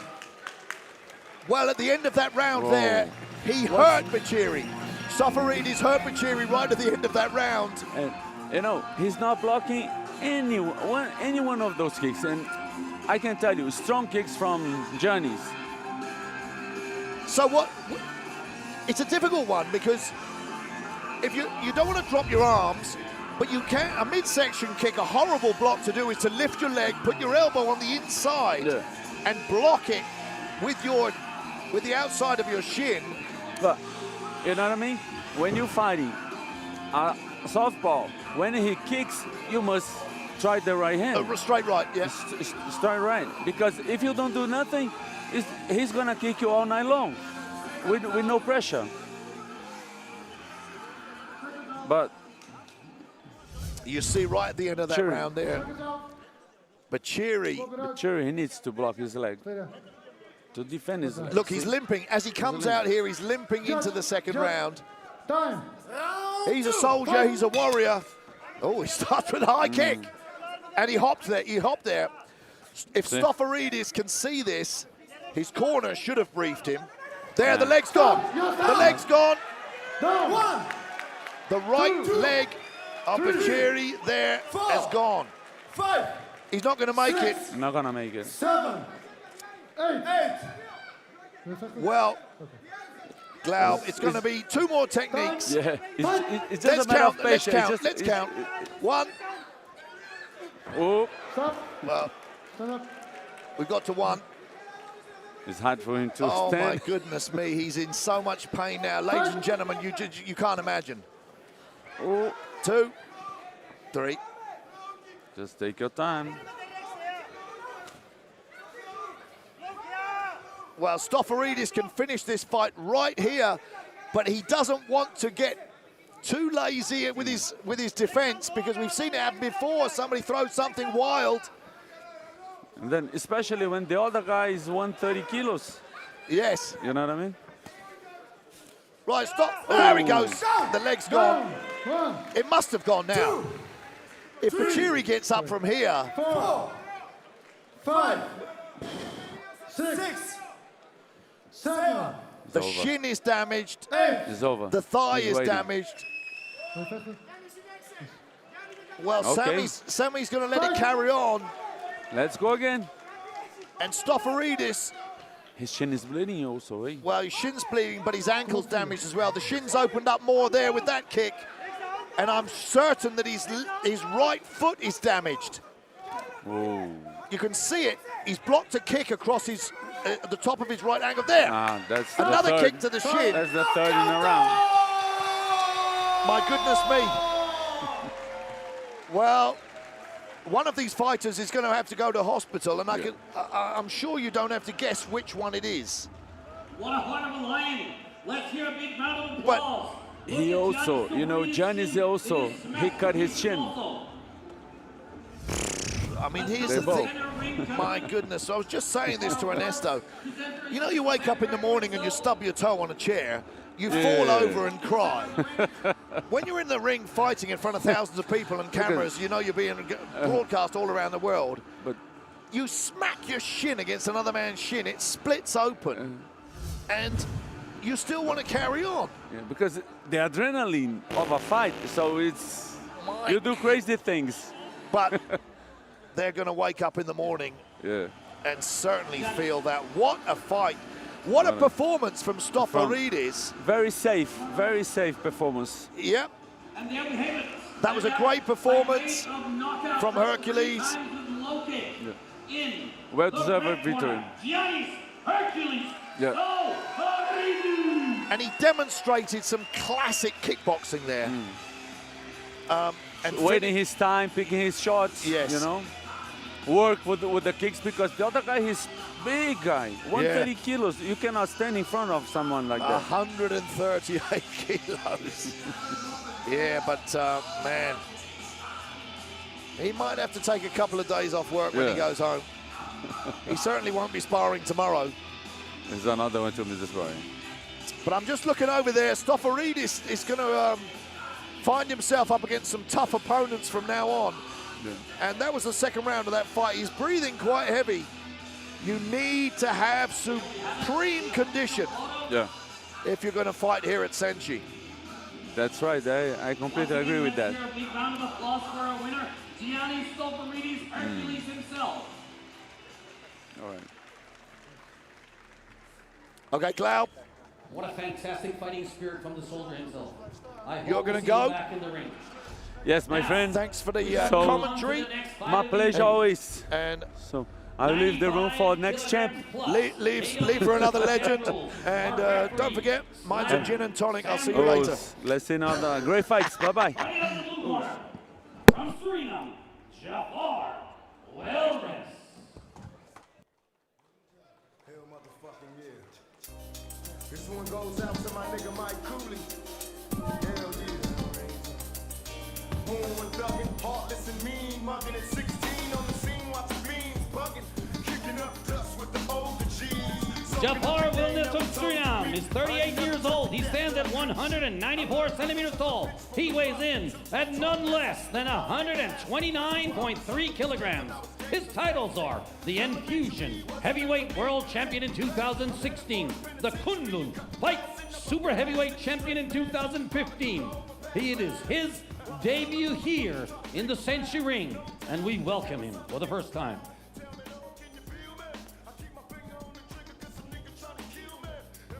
Here's Jafar Wellness.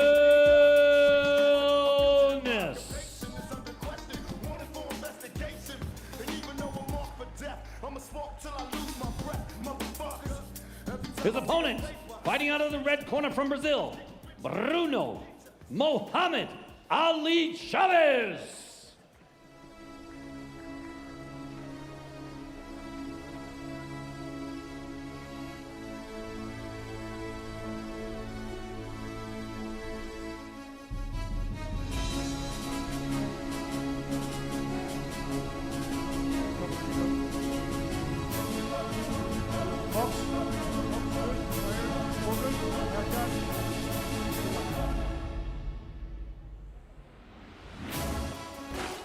Bruno Chavez from Brazil is 33 years old. He is 198 centimeters tall. He weighs in at 124.8 kilograms. His titles are the Alpha Fight Series Show Australia versus World winner, the Brazilian Kickboxing Champion in heavyweight. He has 1 win and 0 losses in the Senshi ring.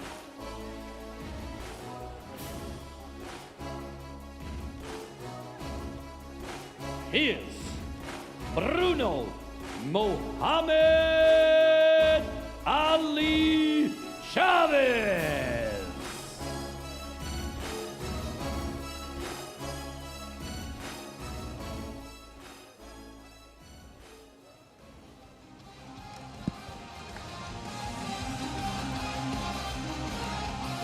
Another heavyweight contest, guys. Here at, I have to say, has been an absolutely incredible, possibly the best Senshi to date. Senshi 24, the last event on the Senshi roster for 2024, here in the gorgeous city of Varna, in the wonderful country of Bulgaria. And we've got 2 huge guys here. Jafar Wellness from Suriname, fighting out of the Netherlands, SB Gym, who have produced some fantastic fighters. And he's facing Muhammad Ali. Bruno Chavez from Brazil in the red corner, who has got knockout power.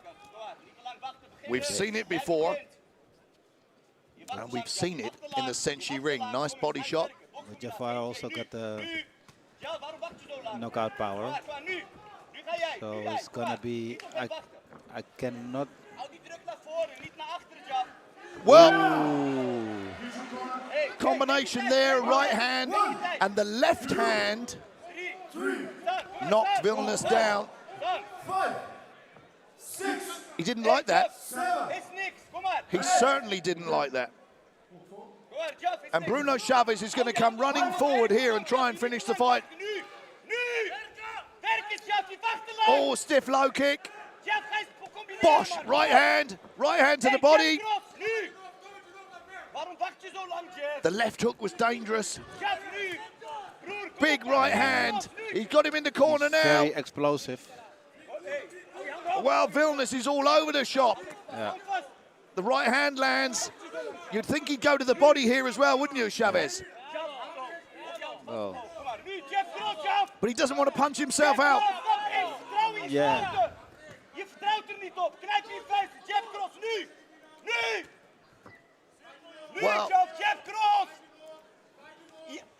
Well, now Chavez is backed up by Vilnius.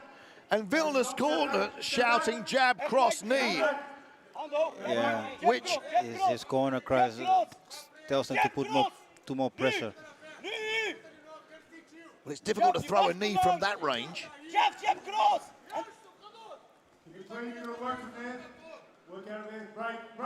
It's difficult for fighters of this weight to be on their toes and dance.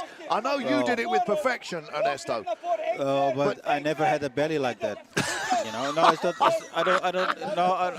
I don't mean that disrespectful, but no offense. But when you're a heavyweight, then you should not carry weight which you should carry, which you shouldn't carry. That's my opinion. Well, you're absolutely right. And there's I really don't mean it disrespectful, but yeah, I think he should put more training into it. And maybe he heard late about the fight or something. He was a late replacement. I don't know. No, there's a nice. But because Jafar is a good fighter, I know that. I have seen some fights from him in Holland. But then he was better trained. And now it looks like, okay. That low kick hurt. The kick hurts. And so that's one of those calf kicks we've been talking about. Switching stance. And it looks like his opponent didn't see it. But yeah. And like you say, the calf kicks are really something else. I mean, I'm not so used to the calf kicks because I never threw them. But I see that they work and they hurt you. Well, it's a fascinating thing. They've become sort of fashionable. Yeah. And all combat sports tend to evolve and go through phases. Yeah. And I'm wondering whether the calf kick's being quite successful at times at the moment. There's a knockdown. Yeah. But I'm wondering if people are going to work it out. Learn how to check it, and then people don't want to throw it because the check is dangerous. That's what I always thought, because I like to block the kicks very short, so hardly lifting my leg from the ground. But maybe it's still difficult with the calf kick. I don't know. Well, shin to shin is just horrible. So yeah, it is. It's a difficult one. Yeah, it is. So, that's a nice left hand there. Now, Vilnius has started this second round very strong. And Chavez, he did a lot of work in that first round. Yeah. So is he tired? But yeah, he doesn't look tired, so let's see.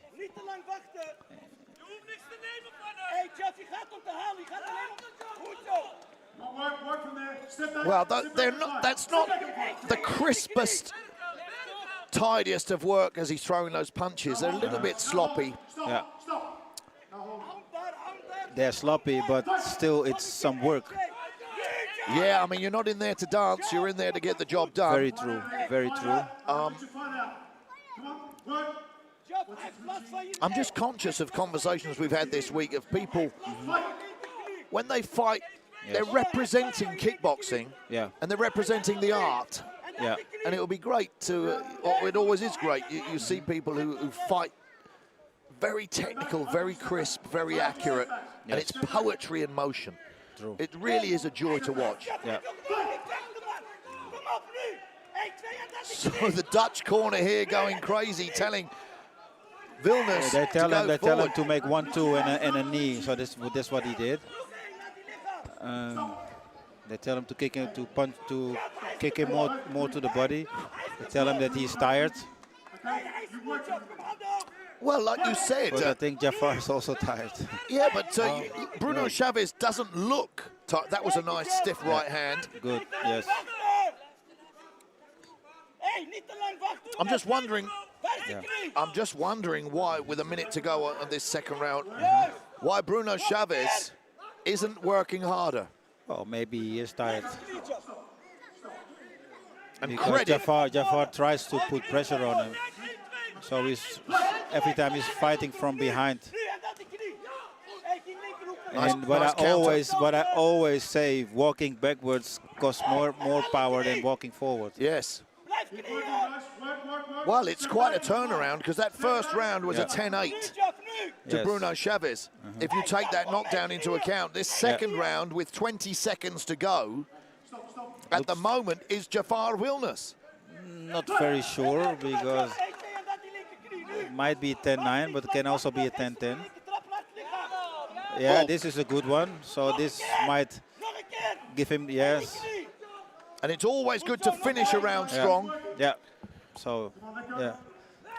There's the knee, finally, the corner we've been asking for. It might be a 10-9 for Jafar. Yeah, I would give that a 10-9 to Jafar Wilness Yeah. from Utrecht in the Netherlands. Well, representing Suriname, and he came out in the first round, and I have to say, looked like he was going to get demolished. He got hurt very badly with that low kick Yeah. to the shin or to the calf. He did. His corner have got ice on it right now. Yeah. So, Bruno Chavez, he got that knockdown in the first round. Yeah. And I said, I wonder if he's punched himself out. He's obviously more tired than he looks. He looks very tired. But Jafar also doesn't look that fit, but let's see. Wow. It can be a very interesting last round. Anything can happen. Yeah, for sure. So third For sure. and final round of this heavyweight matchup here, Senshi 24. A right hand there from Chavez. Again, another right hand from Chavez. And Vilnius throws a bit of a wild swinging punch. Chavez goes to the body.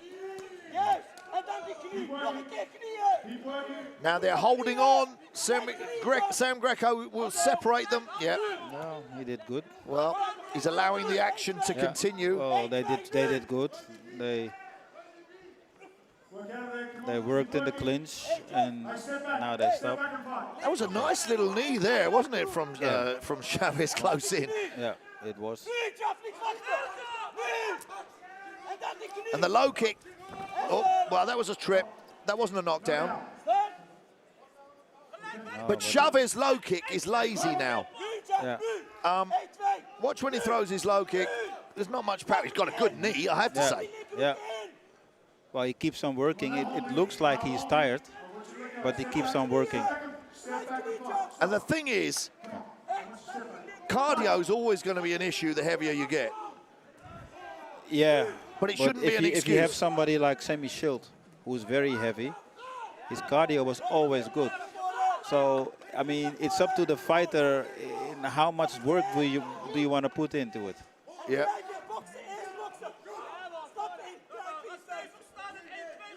And again, people, you know, cardio is horrible to train. It's so painful training cardio that it's much better to do pad work and bag work and look great. It makes you feel good, doesn't it?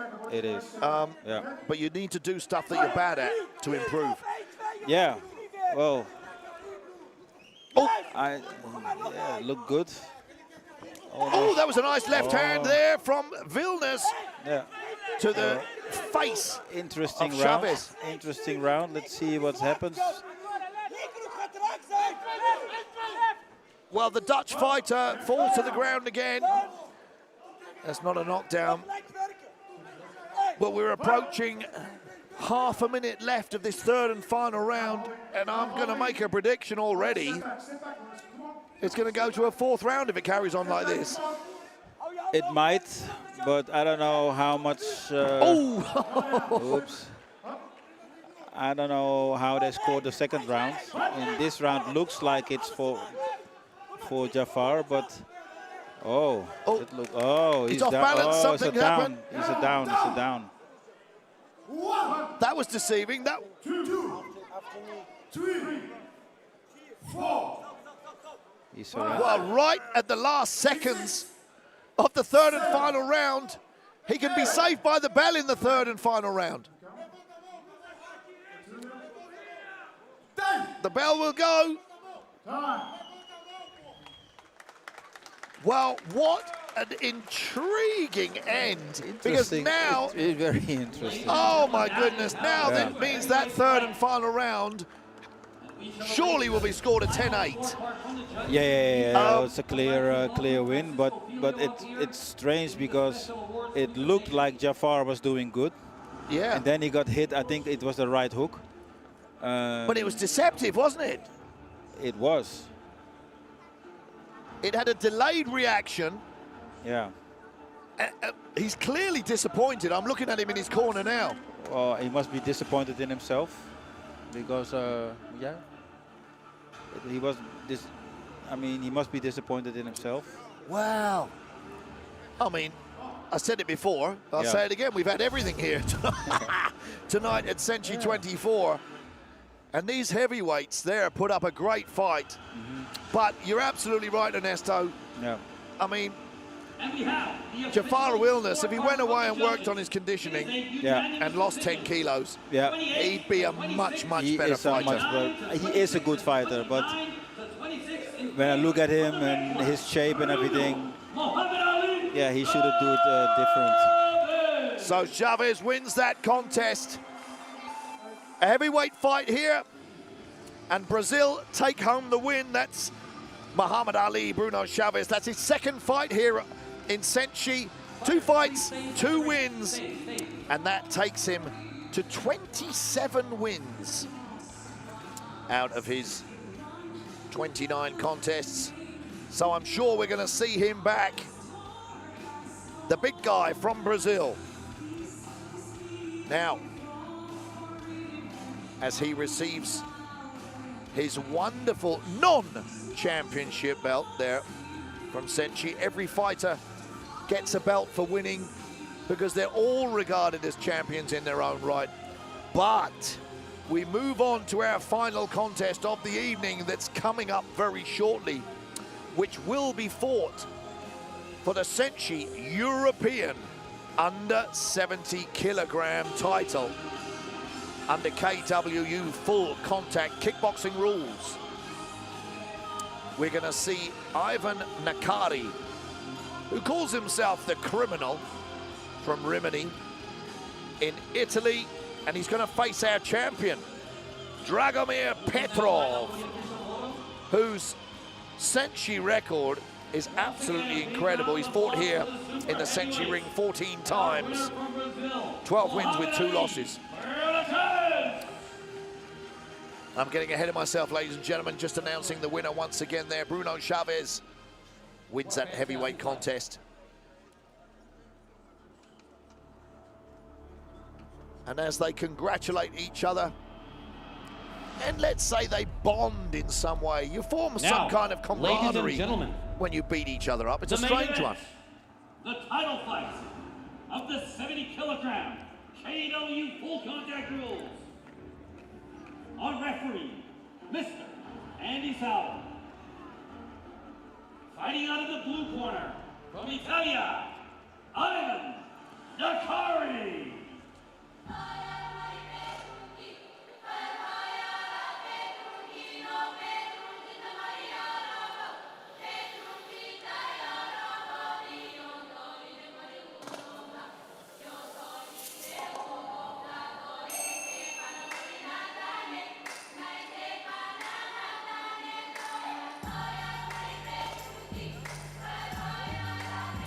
Ivan Nakari from Italy is 30 years old. He stands at 175 centimeters tall. He weighs in at 70 kilograms. His titles are the WPKF Pro World Champion, the WPKF Pro Intercontinental Champion, the WFMC Italian Champion.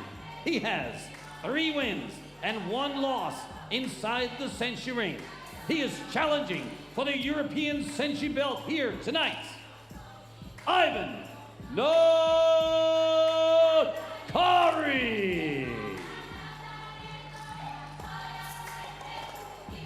And his opponent, right here from Bulgaria, fighting out of the red corner, Dragomir Petrov.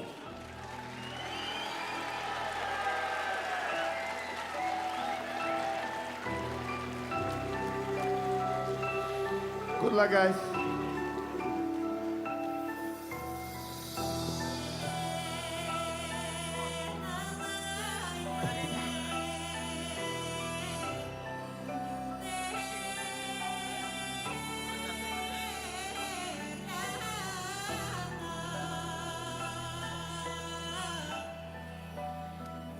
Good luck.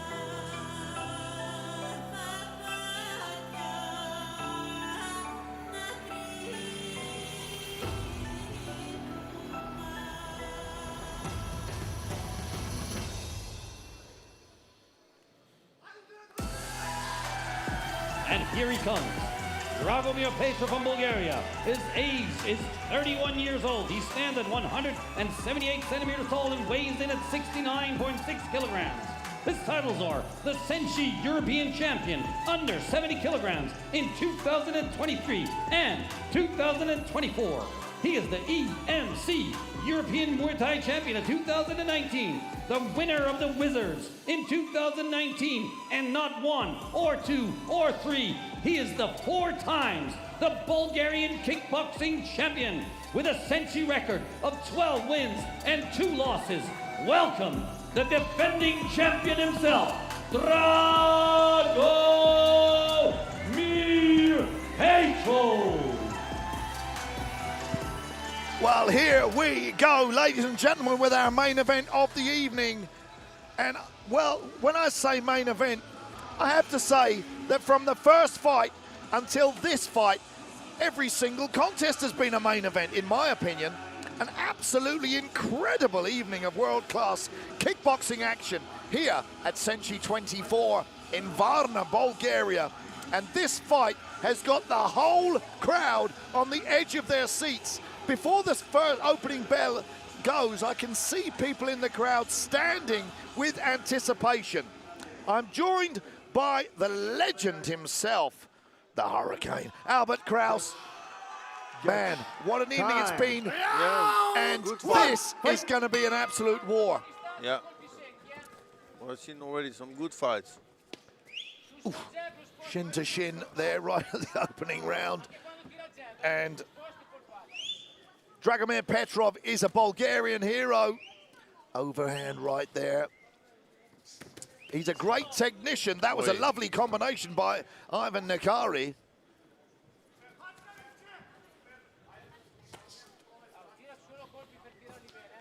And the crowd has gone silent. I mean, and that's silent with excitement. But I'm sure they're going to explode with if Petrov does something fantastic.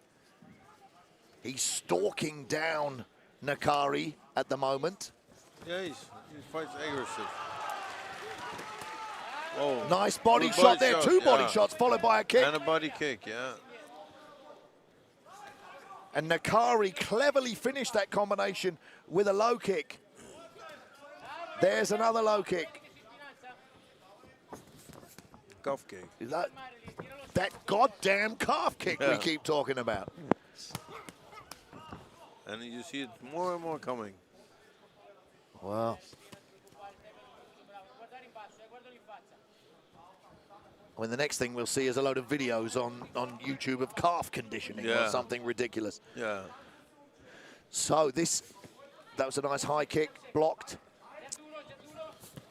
But guys, as Senshi grows and has more recognition, the belts here become more of a prize. And this European under 70 kilogram title now is held in very, very high recognition throughout the kickboxing community.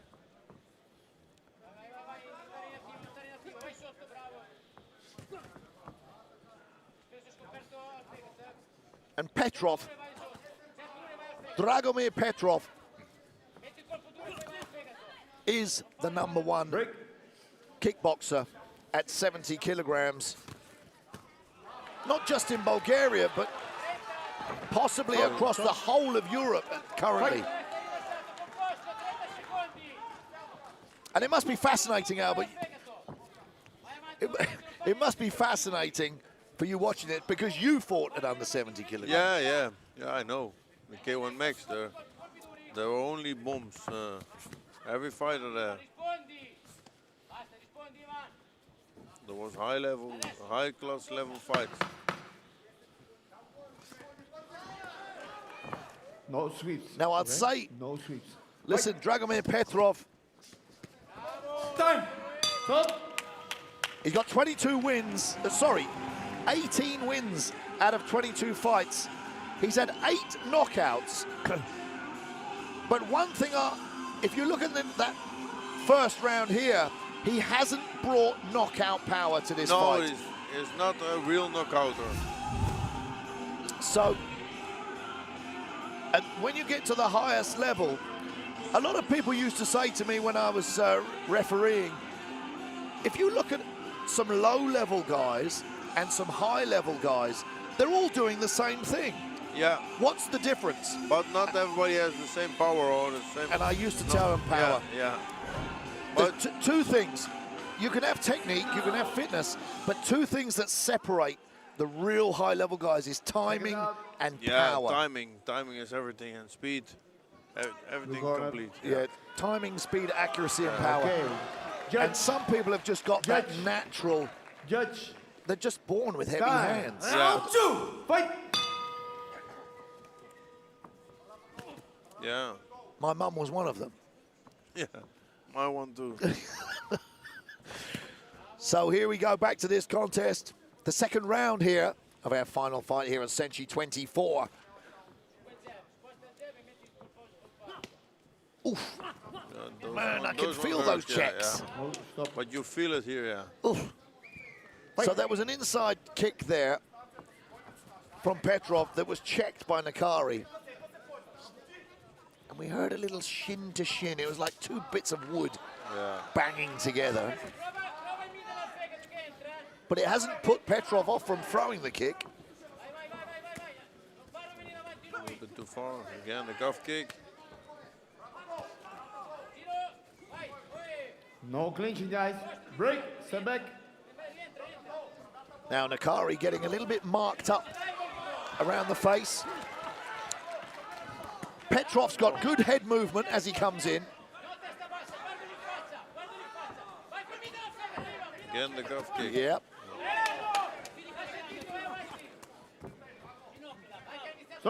Ooh, I thought he was going to Uchimata him then, do a judo throw.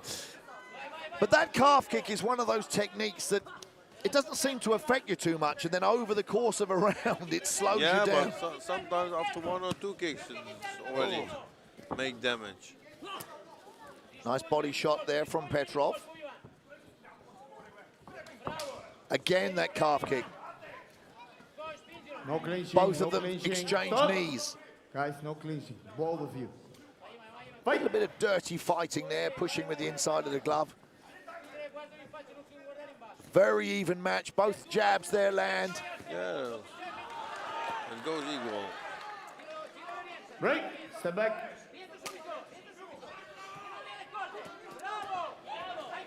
Now they both exchanged the exact same position there in the ring.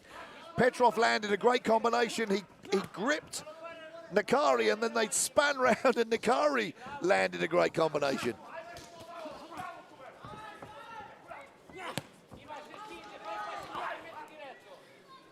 Break. Step back, guys. Both guys. Well, I don't think Andy Sauer is going to tolerate much of that holding. No. You see it happen more and more, huh? So this Wow, some great punches from Nakari. Much better to see than the holding. Explosive combination, very nice.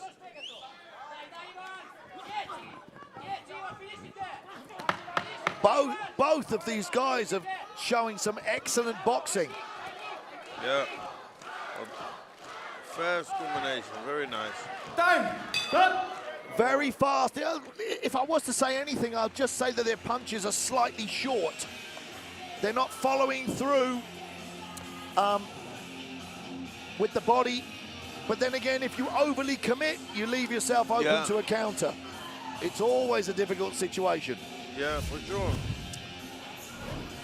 So both corners here working and talking to their fighters as we come up to the third and final round of this European title contest. I mean, I know what everyone wants to see, Albert, to finish this evening. Well, an extra, yeah. An absolute war with an extra round with a knockout in the extra round. Yeah. I mean, that would be a movie ending to this evening here in Varna. In a packed arena. So Nakari comes out there, and you see him bouncing on his toes. Time. Final round. The fitness on both of the guys is good. They have great conditioning. A good condition, yeah. And this you need, and you have to see on the highest level. They cannot getting tired. No, but the most painful thing about training is cardio, isn't it? Yeah, for sure. Hill sprints. Yeah. But to forfeit a fight because your gas tank got empty is just doing yourself an injustice. Yeah. And your condition, you can be trained, but the other thing is much difficult. So it's still punch for punch, knee for knee, kick for kick. And we've got to the third round, and I haven't given, oops, a little low blow there. Yeah, but Petrov was not grimaced, and I'm not sure it was as bad as no, I think his facial expression gave. It was not so heavy, I think. Rather dramatic, Yeah. Mr. Petrov. So he's recovered quickly. And I always tell fighters, or used to tell them when I was refereeing, they use it as an excuse to rest. Yeah, for sure. And I used to say, listen, all the time you're resting, he's resting. Yeah. So what do you want to do? So the action's really upping tempo here now in the third round. The crowd going crazy, cheering on the home fighter, Petrov. Nakari still coming forward. We're going to come up to a minute left. Oh, nice straight right there from Petrov. And a body shot from Nakari. Very nice. Lovely nice. uppercut. Great work. Great boxing. And there's the sort of, well, what's that, a calf kick sweep hook? Did kind of fight you buy a ticket. Kind of Well, I think every single contest tonight has been worth the ticket money. Yeah, for sure, yeah.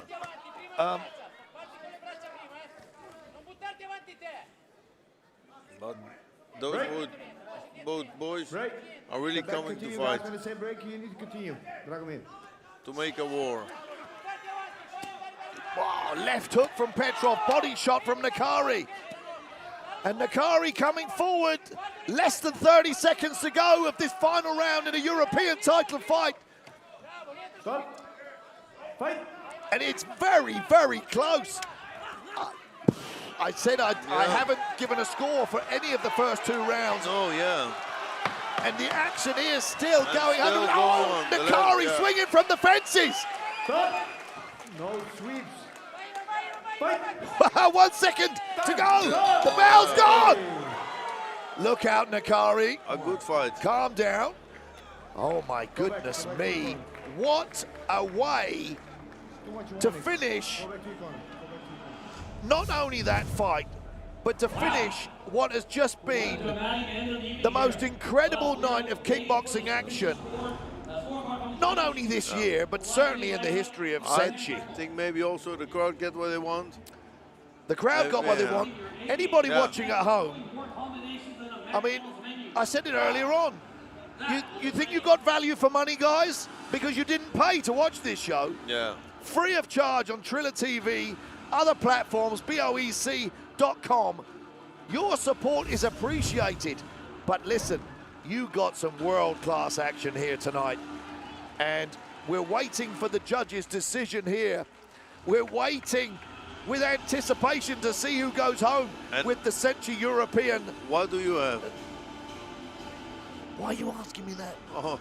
Why are you putting me on the line? I'm going to give it to Petrov. Yeah. I'm going to give it to Petrov. I think a very close. 2 rounds to 1, split decision. I think a very close fight to the blue corner. Oh! I think. Oh! Get your money out. 10 euros. 10 euros. Of the red corner. A draw. Just 2. 30 to 28. In favor Blue corner. of the red corner. Oh no, he wins. Right. He wins, yeah. That's 10 euros you owe me on. But that was a very Yeah, close it was fight. tight, And I've said it all night with every single fighter, almost, that Ivan Nakari can go home with his head held high. Yeah, for sure. For sure, they call him back for the next fight. Yeah, let's hope so. Yeah. And I don't know why he calls himself the criminal. He should call himself something, you know, the smart. Maybe tonight he's going to go home with the belt. On another way. He's going to steal it. Yeah. There we go. We figured it out. Yeah. So we need to keep an eye on that belt. Yeah. Because the criminal might go home with it even though he didn't win it. He said, I'm going to get that belt any which way I can. But listen, congratulations to Dragomir Petrov. And the crowd are on their feet, showing their appreciation for the Bulgarian European champion, fighting out of elite fighters from Sliven here in Bulgaria. And I have to say, which I've said before, the Balkans and Eastern Europe is an absolute melting pot for combat sports. Yeah. Grappling, wrestling, boxing, mixed martial arts, and of course kickboxing. And Senshi, the fastest growing brand in the region, really is leading the way and showing the world the quality of what is here.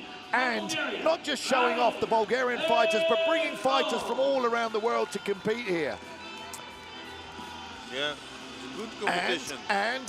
And we say it, upholding the traditions of real, true martial arts. Honor, respect, sportsmanship. Yeah. One of the most important things. Yep.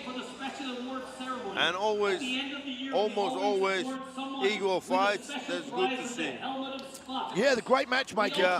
Always, no favoritism. Yeah, really good matchmaking. And we're going to see some awards here. I know that Nicholas Pettis is talking, but Albert, it doesn't matter about your religious, cultural, financial, political background. Everybody here tonight, we had black people, white people, Muslims, Christians, whatever you want to say, we're probably underrepresented by those LGB, whatever they are. But everybody was here watching some violence, enjoying themselves. Yeah, for sure, yeah. So all that nonsense gets put to one side. They really get what they pay for. So congratulations, Senshi. Congratulations to the fighters. Congratulations to our legends who always humble me and make me feel like an imposter. But it's fantastic to be here. We'll see you next time for more Senshi action next year for Senshi 25. See you next time. Francesca Zaya, please enter the ring.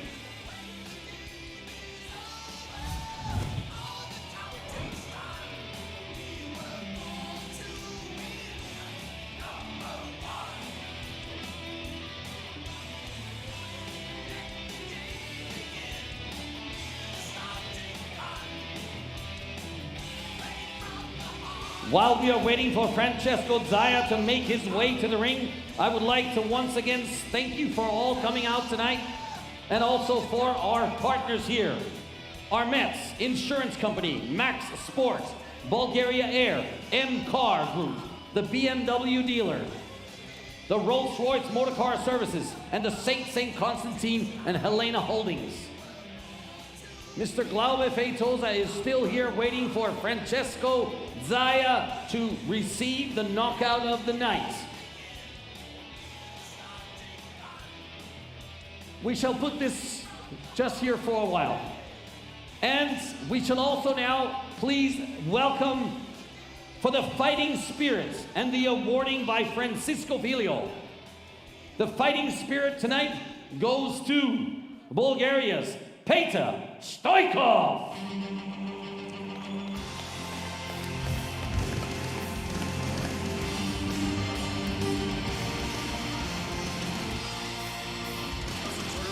And there he is himself, Mr. Peter Stoichkov, for the most spirited fighter.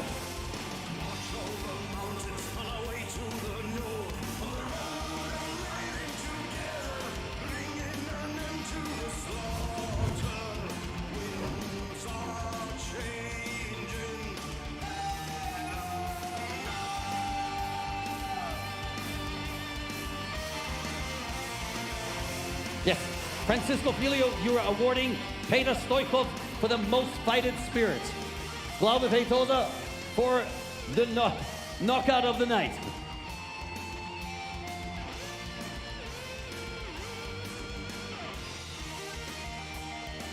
Let's get a photo here. And a big round of applause for these two gentlemen. Thank you very much. And now for the prize for the best technique of the night. Awarding will be Mr. Sam Greco. And it goes to none other than the finalist and the runner-up for the European Championship, Mr. Ivan Nakari from Italy.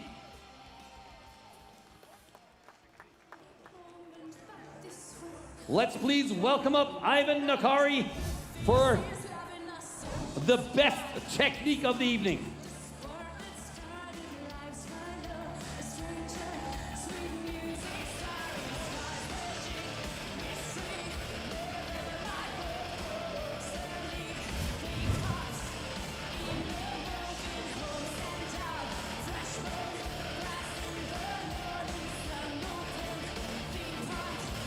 And now for the official photo for everybody. Thank you, sir. While you guys are taking the photo, I would now like to invite up the high tower himself, Mr. Semishilt, to present none other than the helmet of Spartacus. And if it goes to any other one than this gentleman, I myself would have been surprised. It is to our very own Mr. Giannis Stavridis from Greece.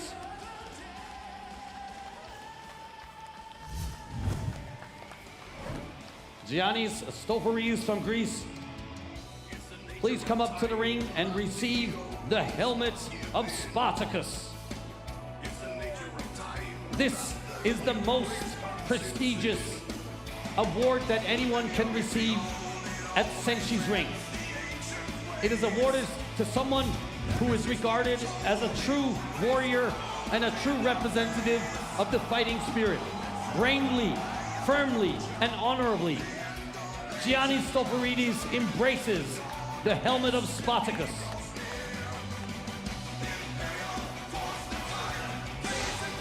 Gentlemen, please, let's get a group photo with all the champions here.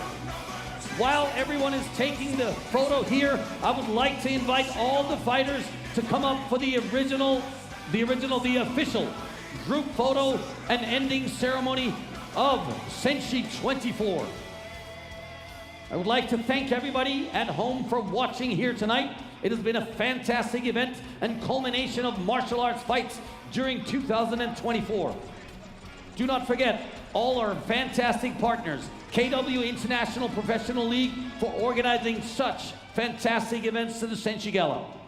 Our partners are Mets Insurance Company, Max Sport, Bulgaria Air, M Car Group, the BMW dealer, Rolls-Royce Motor Car Services, St. Constantine Helena Holdings. Now, all fighters, please come back up into the ring.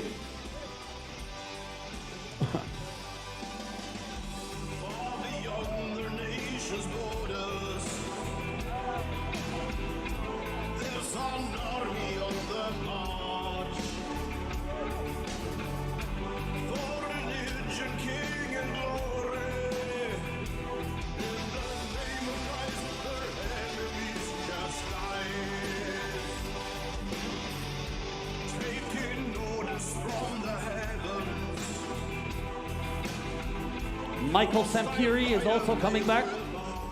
Oh yes, all the champions, all the fighters.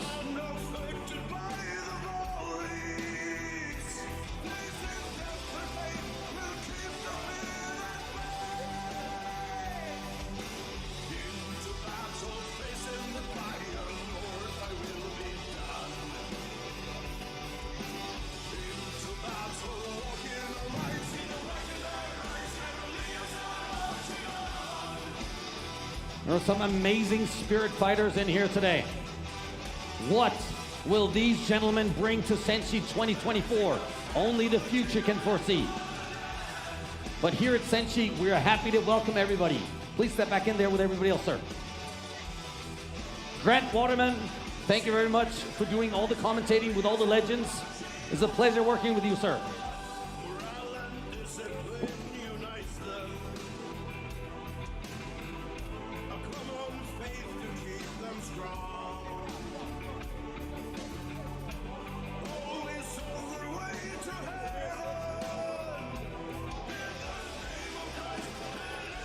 Step back, sir.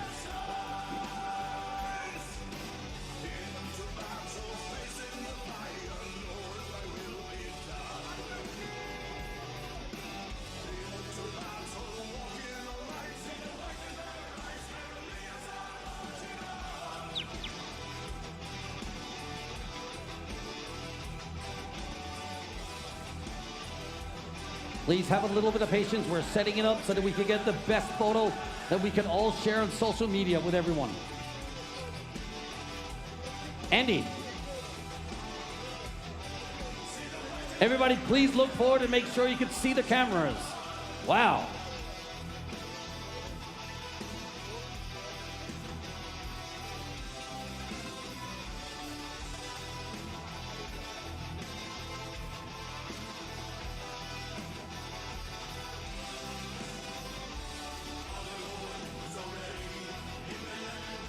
Everybody, 3, 2, 1 for Senshi, okay? 3, 2, 1, Senshi!